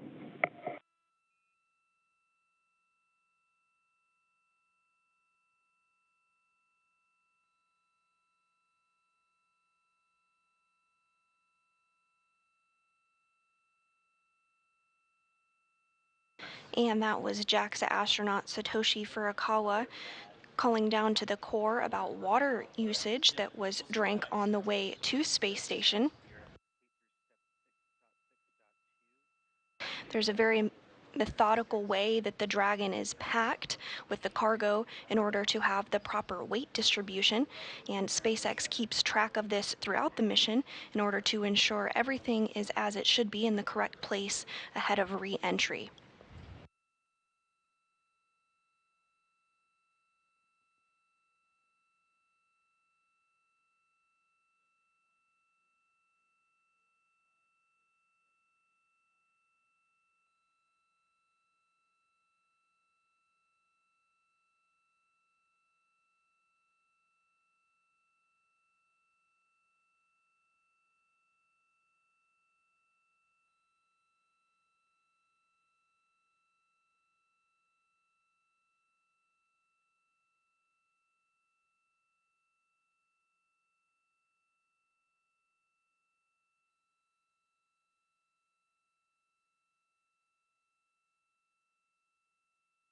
Houston and SpaceX station on the Big Loop. Station is ready for Dragon hatch equalization.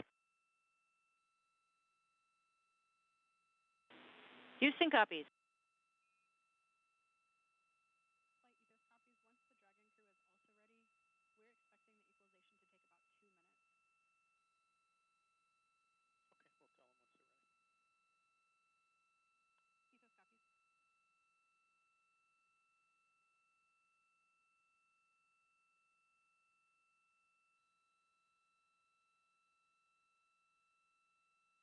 And with that call, Hoberg reporting that the space station side is ready to begin the equalization process. We'll stand by for the Dragon side to be ready for that step as well. Once that equalization process occurs, the team will verify that everything went smoothly with it, and then at that point, the hatch will be good to be open between the space station and Endurance.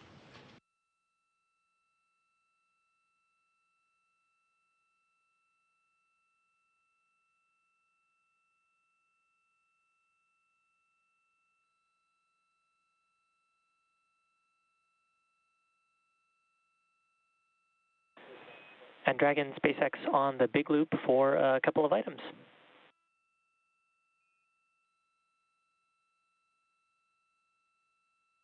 Go ahead for Dragon. Hey, Dragon. Just wanted to double check if we could come back on board with video. Let us know when you're ready for that. In addition, we can perform the equalization while you are completing Section 5 of 4.400. Just let us know when you're ready for equalization.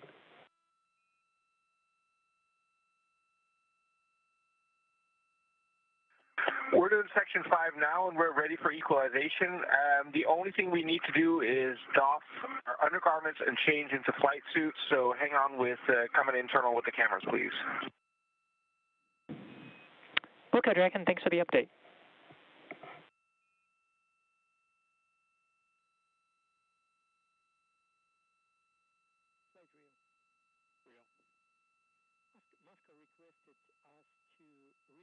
And with that call, we may expect to get views back inside Crew Dragon Endurance once the crew finishes getting changed. They did take off their spacesuits in order to get them into a drying configuration.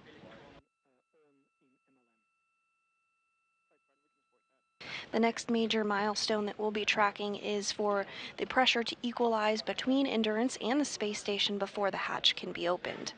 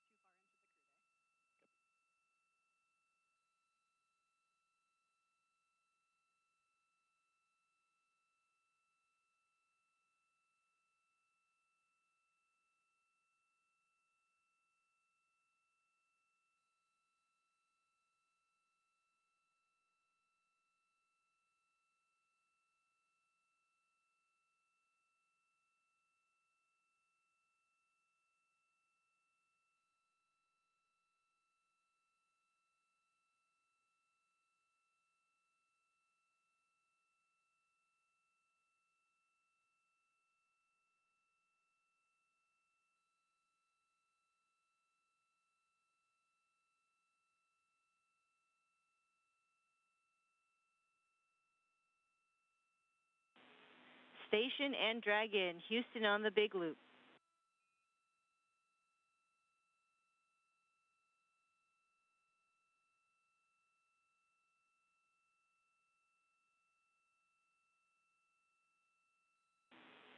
And Station and Dragon, Houston on the Big Loop. Dragon, ready to copy? Stand by for equalization. It's expecting to take 2 minutes. Dragon copies. And station copies.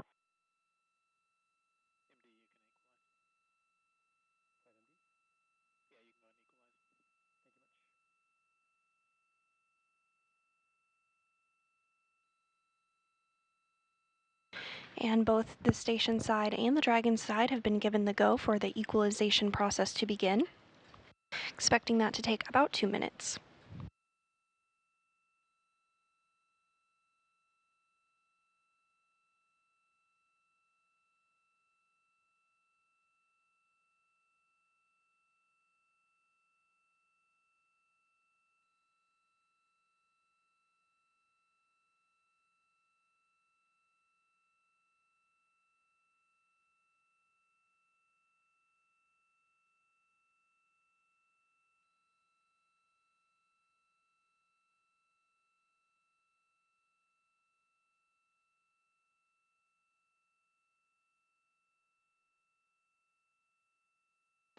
Once the pressure is equalized, teams here on the ground will complete leak checks to make sure that everything is as expected, and then the go will be given to open up the hatch.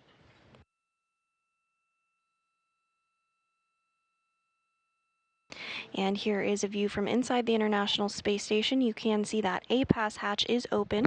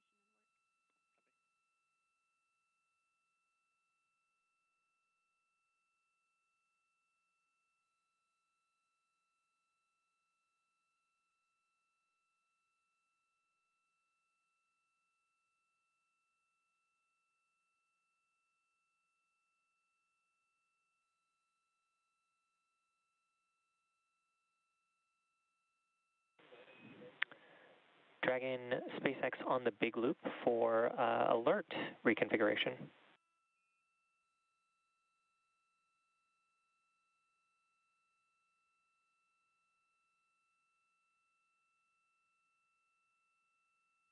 Go for Dragon. Dragon, we've been evaluating the GPS-2 alerts on your board and are going to clear most of those. We're going to keep the AGPS-2 filter faulted walk-off on the board so you have insight that that receiver is still down. How copy?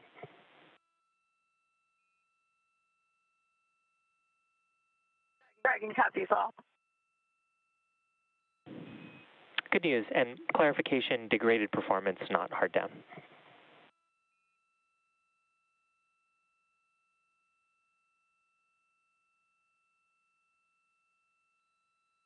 Dragon copies degraded performance.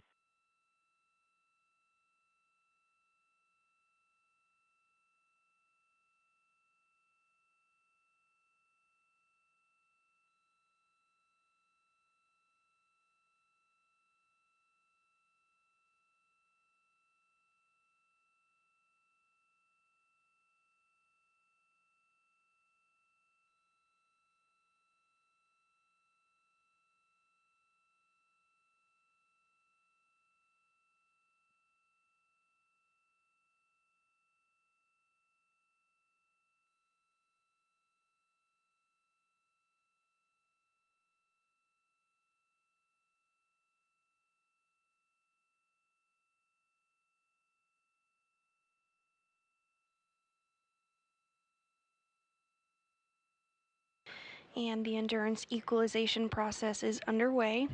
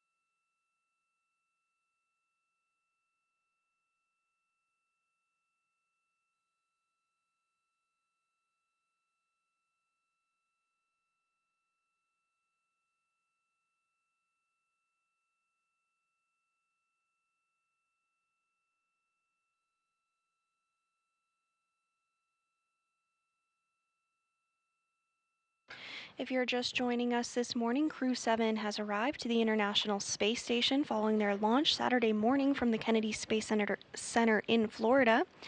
We are standing by for the hatches to open here a short time from now.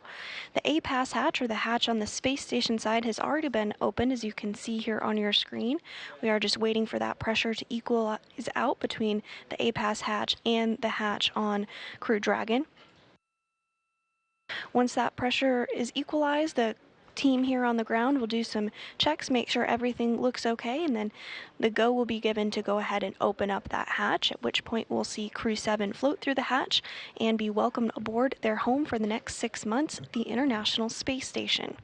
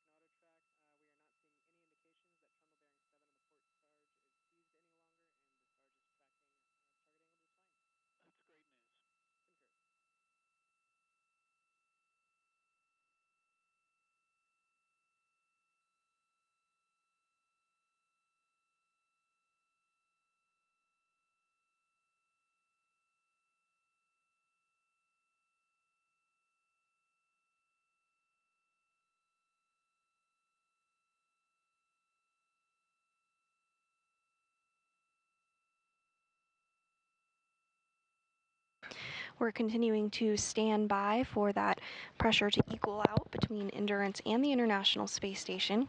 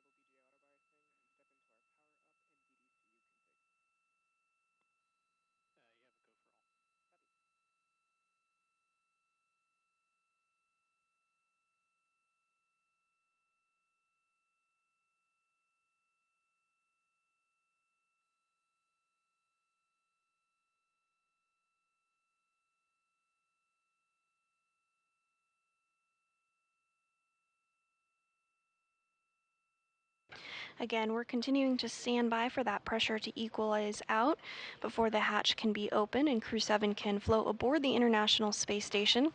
Once they are on board, following a welcoming ceremony, they will take part in a safety briefing, which is typical for arriving crew members to Space Station. This safety briefing will be led by Space Station Commander Sergei Prokopyev and will officially kick off the handover period between Crew-6 and Crew-7. Crew-6 is slated to undock from the International Space Station no earlier than September 2nd, but this will be monitored and refined in the coming days.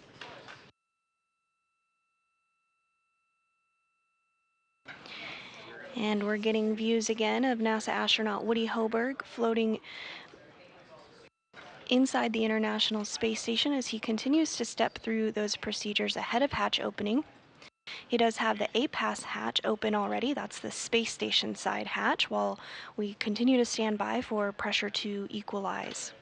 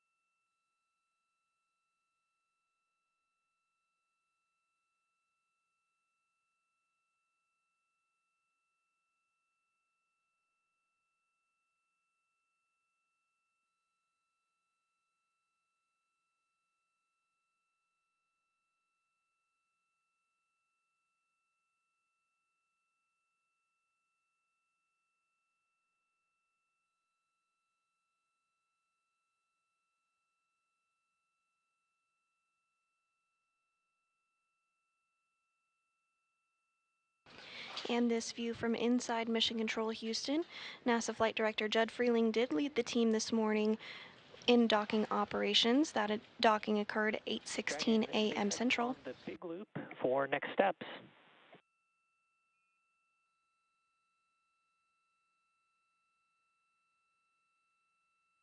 SpaceX Dragon, we are ready for next steps, and we're also ready for cameras to go internal. Excellent, Dragon. We'll put that in work, and I wanted to let you know that the vestibule and capsule are equalized, so we are ready for hatch open.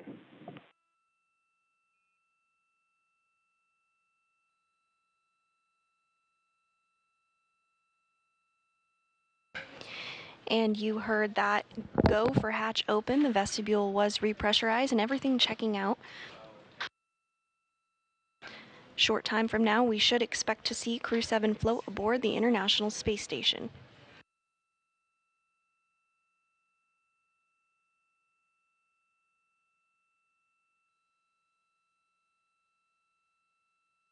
SpaceX Dragon copies, and we will go ahead and open the forward hatch at this time.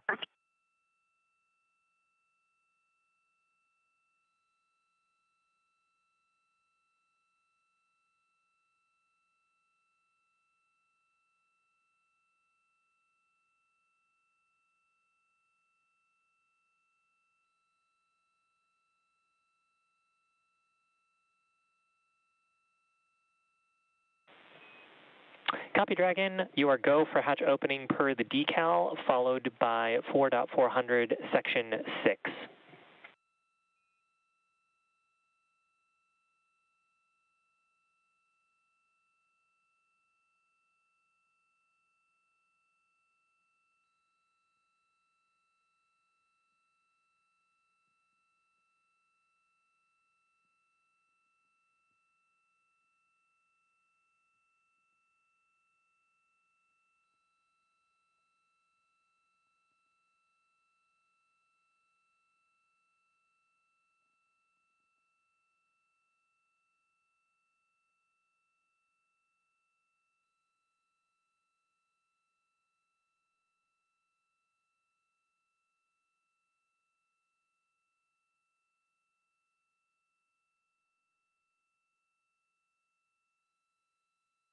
And as you can see here, NASA astronaut Woody Hoberg continuing to step through those procedures ahead of hatch opening. The Crew-7 astronauts are also getting things configured and will join the 7-person crew onboard station, bringing the total crew members on station to 11 here shortly.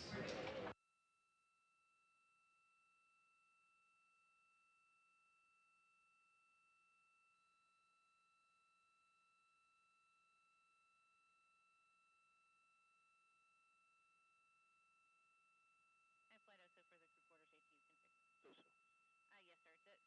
Capcom, our mistake. Frank's absolutely right. We'll keep him as the on-call person.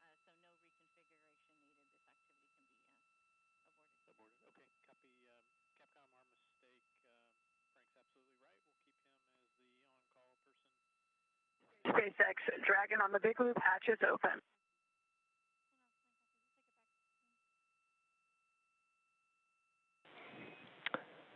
And SpaceX copies, hatches open.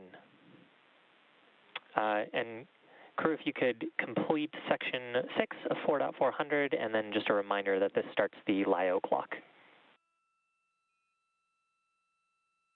Copy completing section 6 of 4.400 and copy on the LIO clock.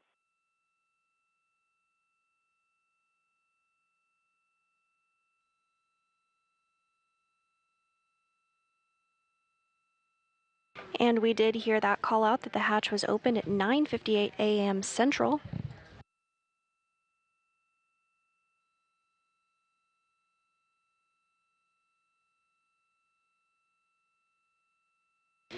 NASA astronaut Woody Hoberg is now going to work to install IMV ducting to help mix the air of the space station environment with the air inside Crew Dragon.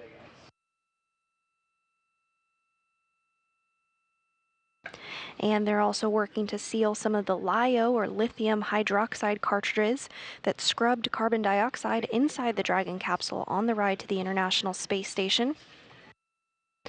The crew will also check some vent valves as well, so it may just be... And we are getting views back inside Crew Dragon Endurance of Crew-7. First time since they've docked to the International Space Station. Great to see them on board. May just be a little bit more time until we do welcome them on board as they continue those preparations, but these last final checks are critical to make sure everything is good to go, since it will remain docked to the International Space Station for the next 6 months.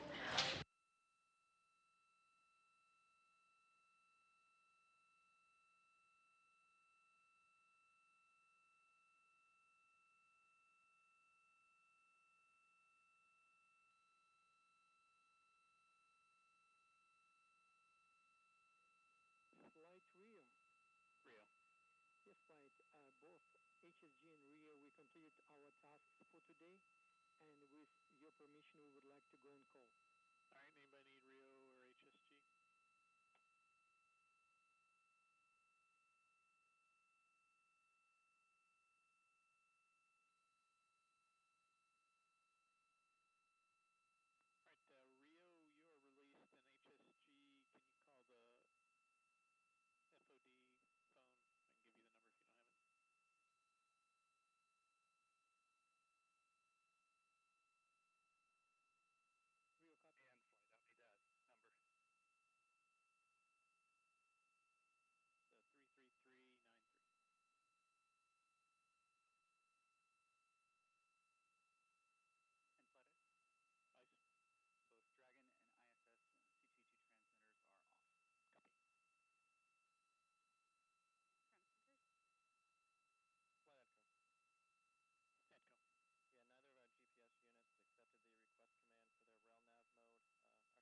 their rail nav mode. Our star block has to spin that up to 5 times, so I'd like to go to resend this command. You can resend.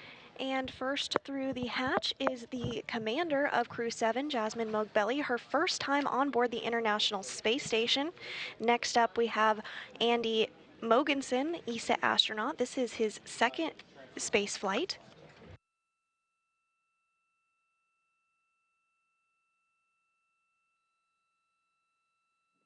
And coming through the hatch now is JAXA astronaut Satoshi Furukawa.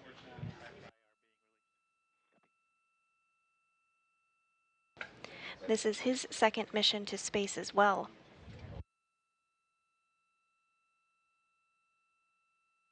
And next through the hatch is Konstantin Borisov of Roscosmos, his first time on board the International Space Station as well. And with that, Crew-7 is successfully on board the International Space Station, their home for the next 6 months.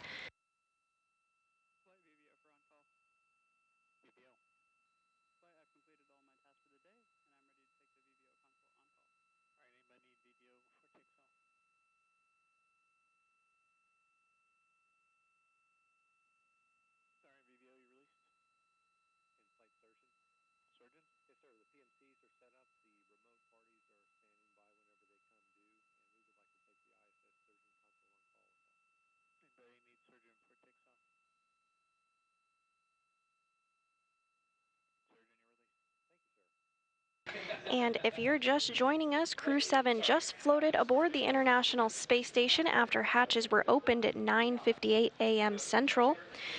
That was following a docking that occurred at 8:16 a.m. Central.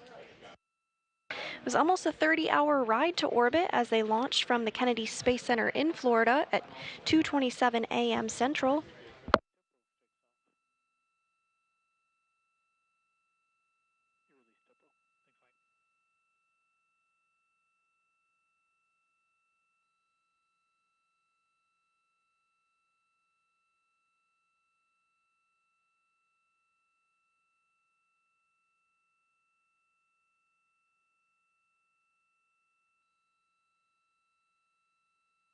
And you can see lots of excitement there.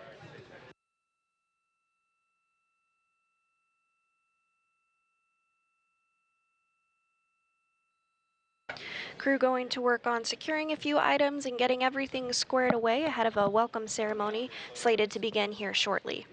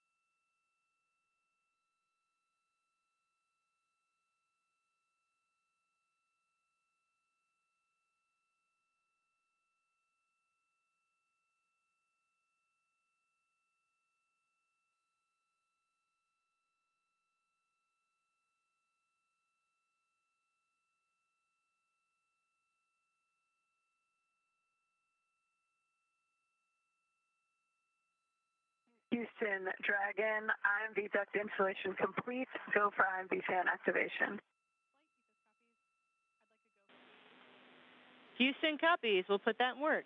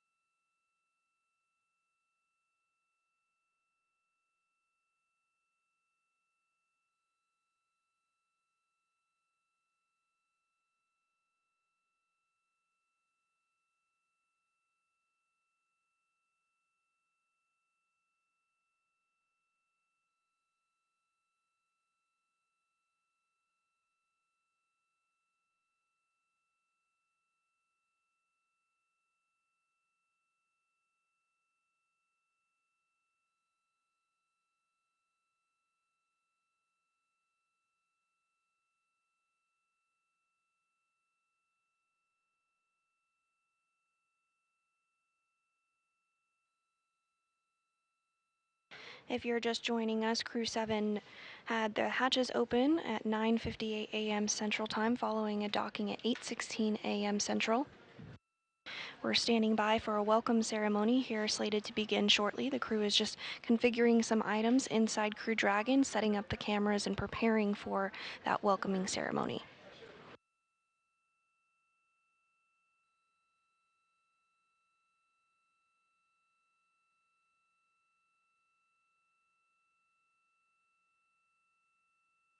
This is the view inside Endurance.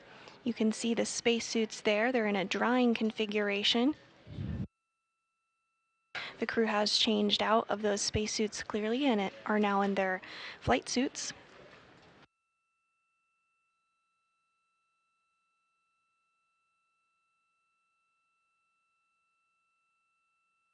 Houston, Dragon, do we have a go in step 6.3 of 2.102 to open location 23 and check for debris under panel?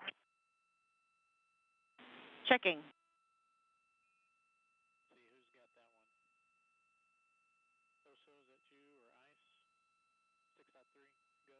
And we're getting views now inside the International Space Station. The crew is working to set up for the welcome event. You see Woody Hoberg, NASA astronaut with the microphone in his hand. He was prime for hatch opening operations this morning.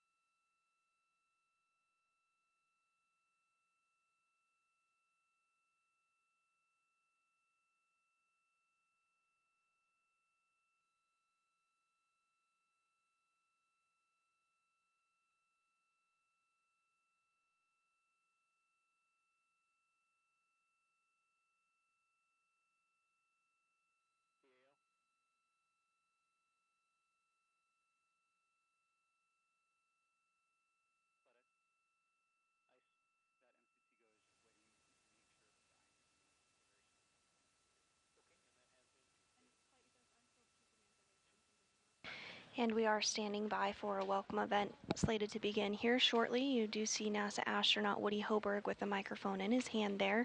He is completing a scene and voice check. This is required for us to change out our LiO cartridge within 20 minutes for this, put the seal on. Copy, Jaws. We need to send 2 commands to get the IMV configured, so stand by. Shortly we'll be able to give you a go for 6.3. Dragon, copy, standing by.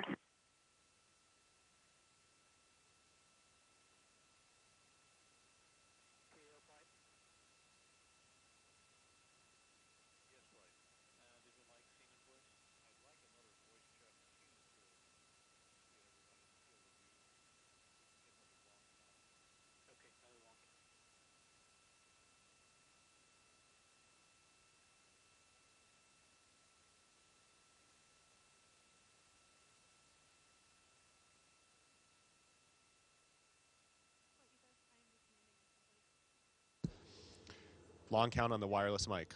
1, 2, 3, 4, 5, And 6, Dragon, 7, Houston on Space Ground 8, 2, you have a go 9, in 6.3. 10. Dragon copies, go in 6.3.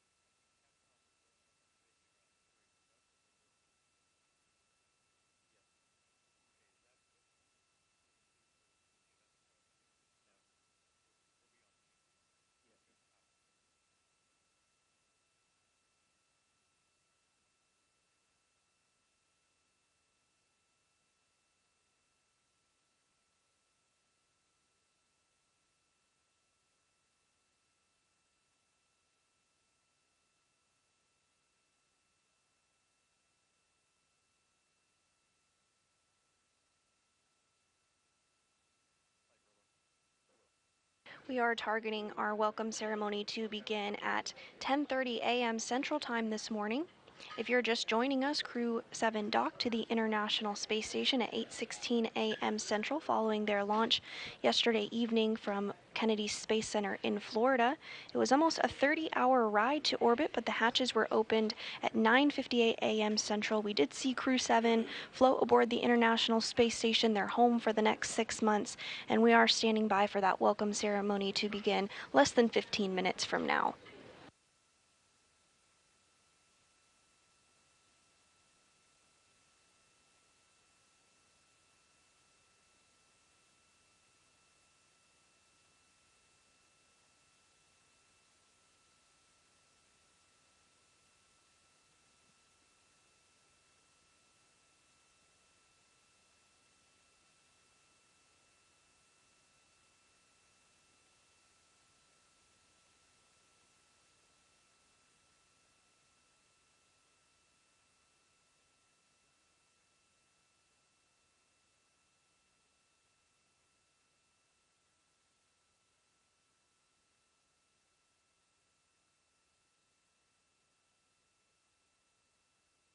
SpaceX Dragon, question on the LIO cartridge number.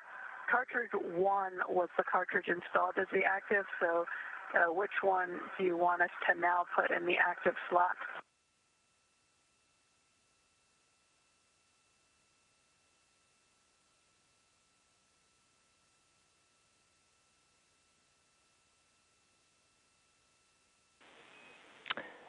Checking Dragon. I'll get you an answer in just a sec.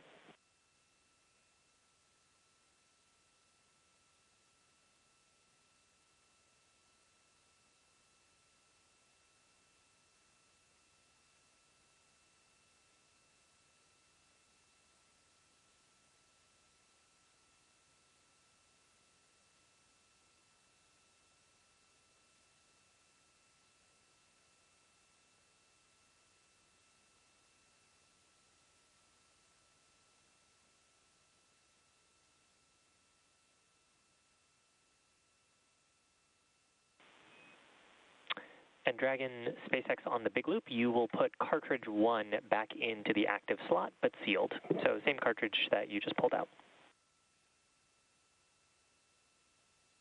Okay, Captain, we'll put cartridge 1 back in the active slot, sealed. Good readback.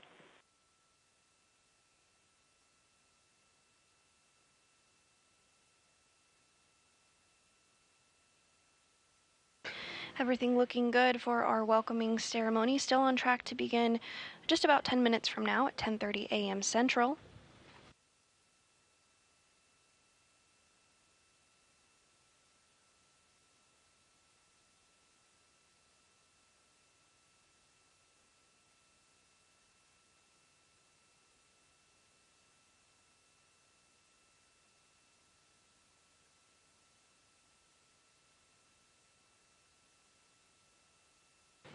And floating into the field of view is NASA astronaut Woody Hoberg. Again, he was prime in the hatch opening operations earlier this morning.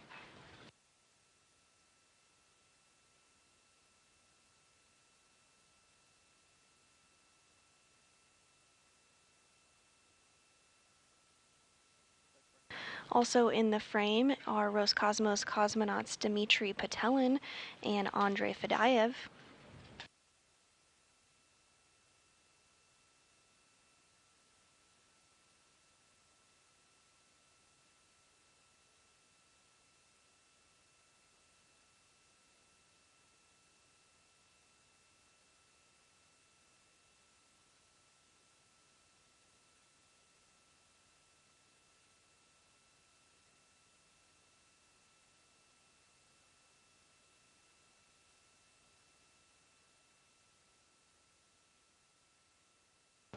And this view back inside Endurance as Crew-7 works to get everything squared away ahead of the welcoming ceremony.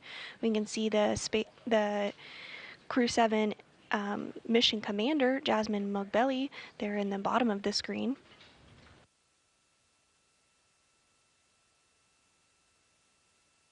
This is Moghbeli's first trip to space.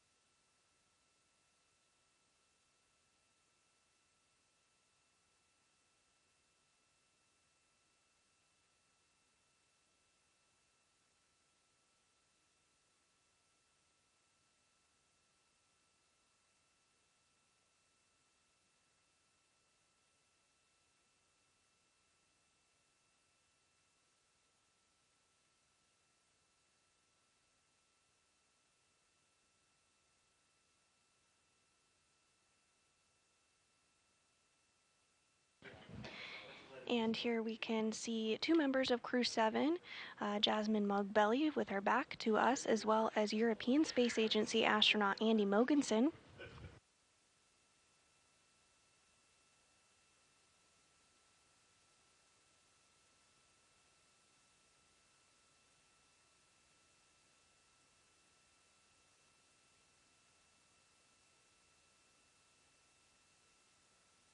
Looks like they're continuing to step through those procedures to configure the LiO or lithium hydroxide cartridge. The LiO cartridge helps scrub carbon dioxide inside the Dragon capsule on the ride to the International Space Station.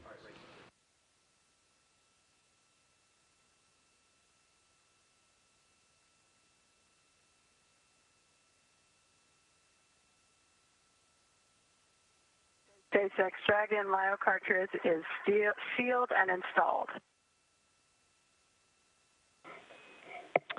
SpaceX copies LiO sealed at 1524 Zulu.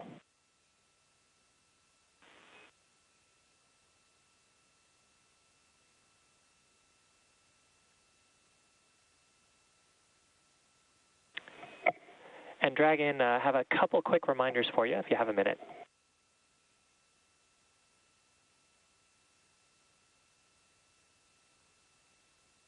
Yeah, go for Dragon.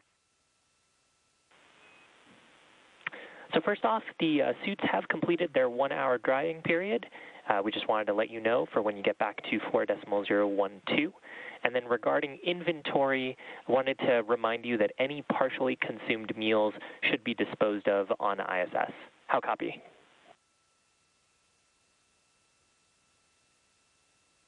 Copy. Our 1-hour timer is up, so when we get back, we can step into the appropriate section of 4.102 and copy any partially consumed meal should be disposed of on ISS.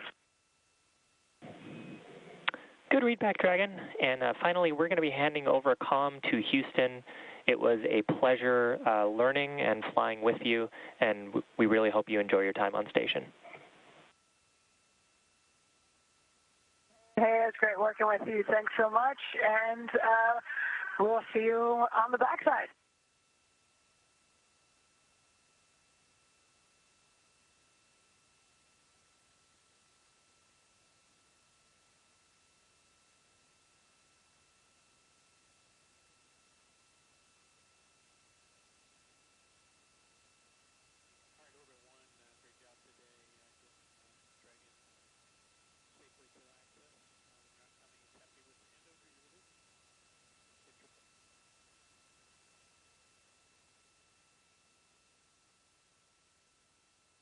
And you can see some of the Crew-7 members starting to make their way inside the International Space Station following that hatch opening at 9:58 a.m. We are targeting the welcome ceremony to begin in just about 4 minutes from now at 10:30 a.m. Central.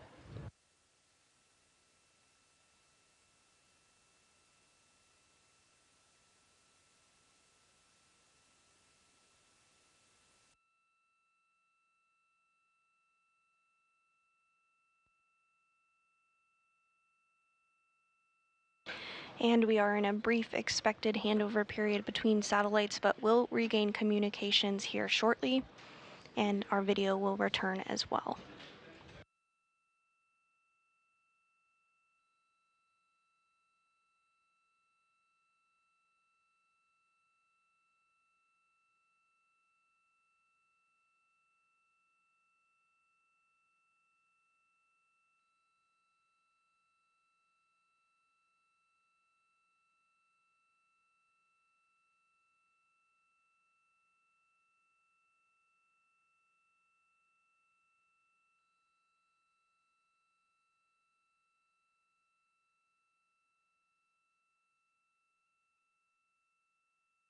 If you're just joining us, Crew-7 docked to the International Space Station at 8:16 a.m. Central. We're standing by for a welcoming ceremony slated to begin in just a couple of minutes. Those hatches were opened at 9:58 a.m., at which point Crew-7 floated aboard the International Space Station, and at this time they're just getting settled, making sure everyone is able to be seen in the view that you see here. 11 people now on board on the International Space Station.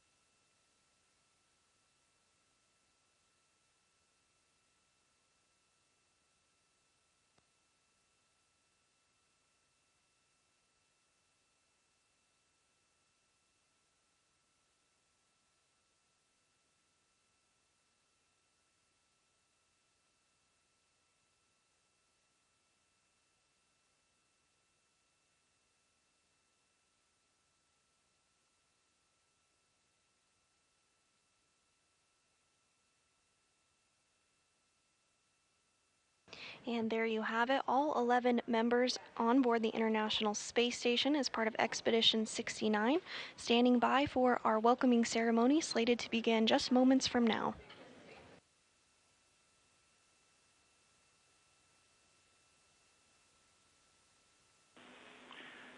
Station, this is Houston. Are you ready for the event?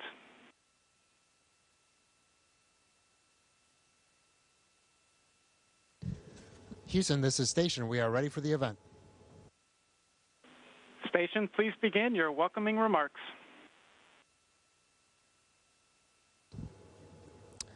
Okay, on behalf of Expedition 69, welcome to the ISS, and it is an honor to have Crew-7 with us. Congratulations to the NASA and SpaceX teams.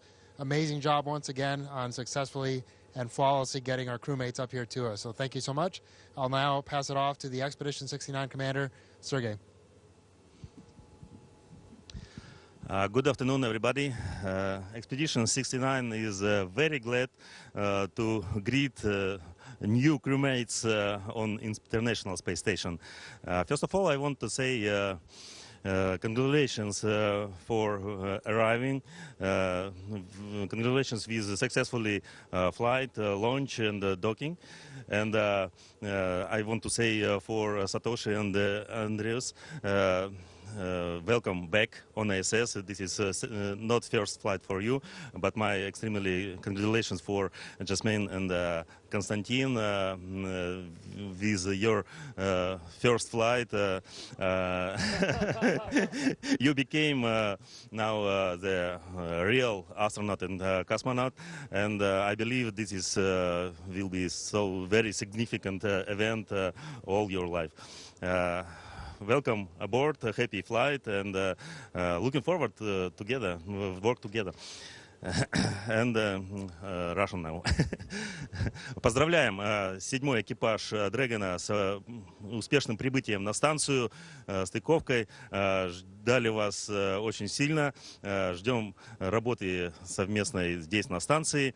И добро пожаловать на станцию повторно. Это для Andreas, Satoshi не первый раз уже летает. Но мои самые большие поздравления, конечно, для тех, кто первый раз летит в космос. Прилетел Jasmin и Konstantin. Константин у нас представитель набора 2018 года. Он первый, кто из этого набора полетел, и это такое большое событие для всего набора. Желаю двигаться дальше в этом же направлении. Удачи нам всем. Все, удачного полета. Спасибо, что наконец-то прилетели к нам.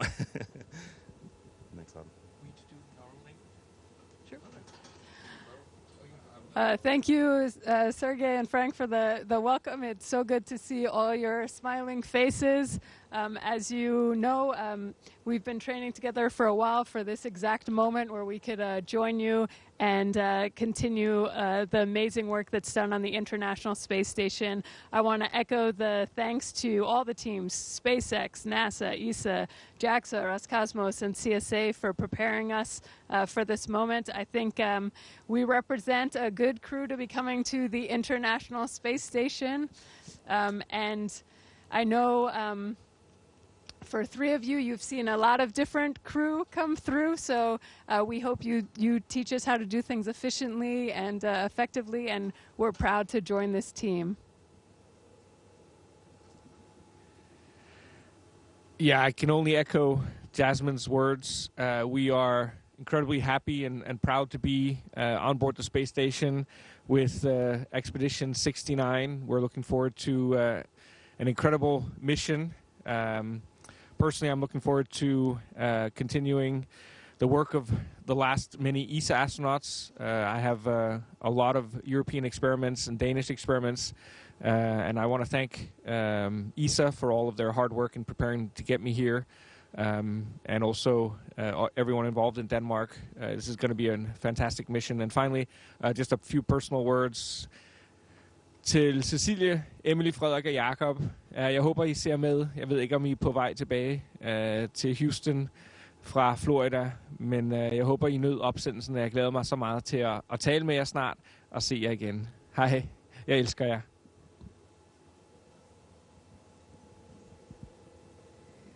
I'm very happy to be on the International Space Station, and I'm very excited to work in this brilliant international team. 日本の皆さん、仕事場である国際宇宙ステーションに着きました。この素晴らしい国際クルーの中で確実に仕事をしていきたいと思います。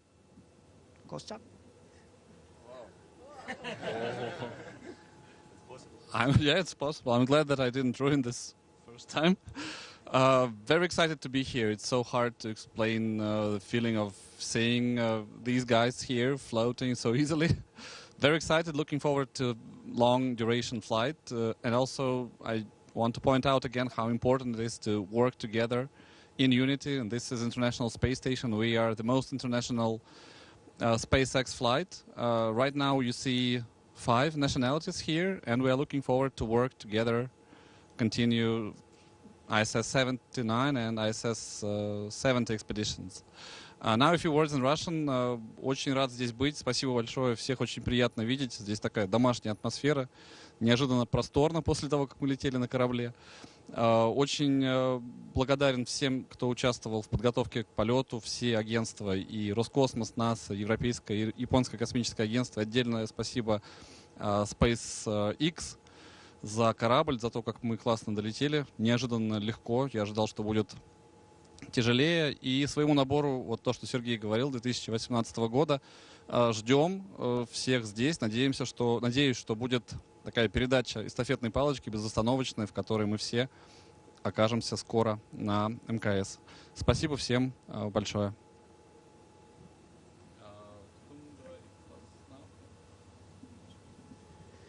All right, welcome to the team, and great words. Thank you so much once again to the NASA team, the SpaceX team, and to all the agencies. What an amazing crew. We look forward to the next few months, and we're going to have a lot of fun together. Station, this is Houston ACR. That concludes the event. Thank you, Station. We are now resuming operational audio communications.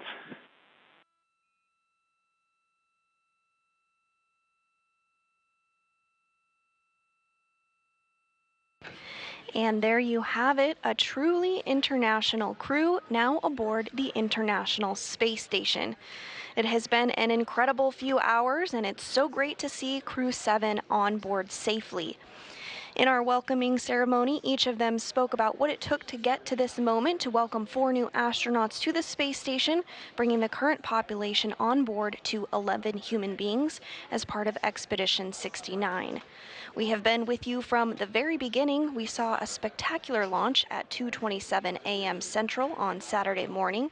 Following liftoff, the first stage separated and came back to Earth, landing on the recovery ship, while Dragon separated from the second stage.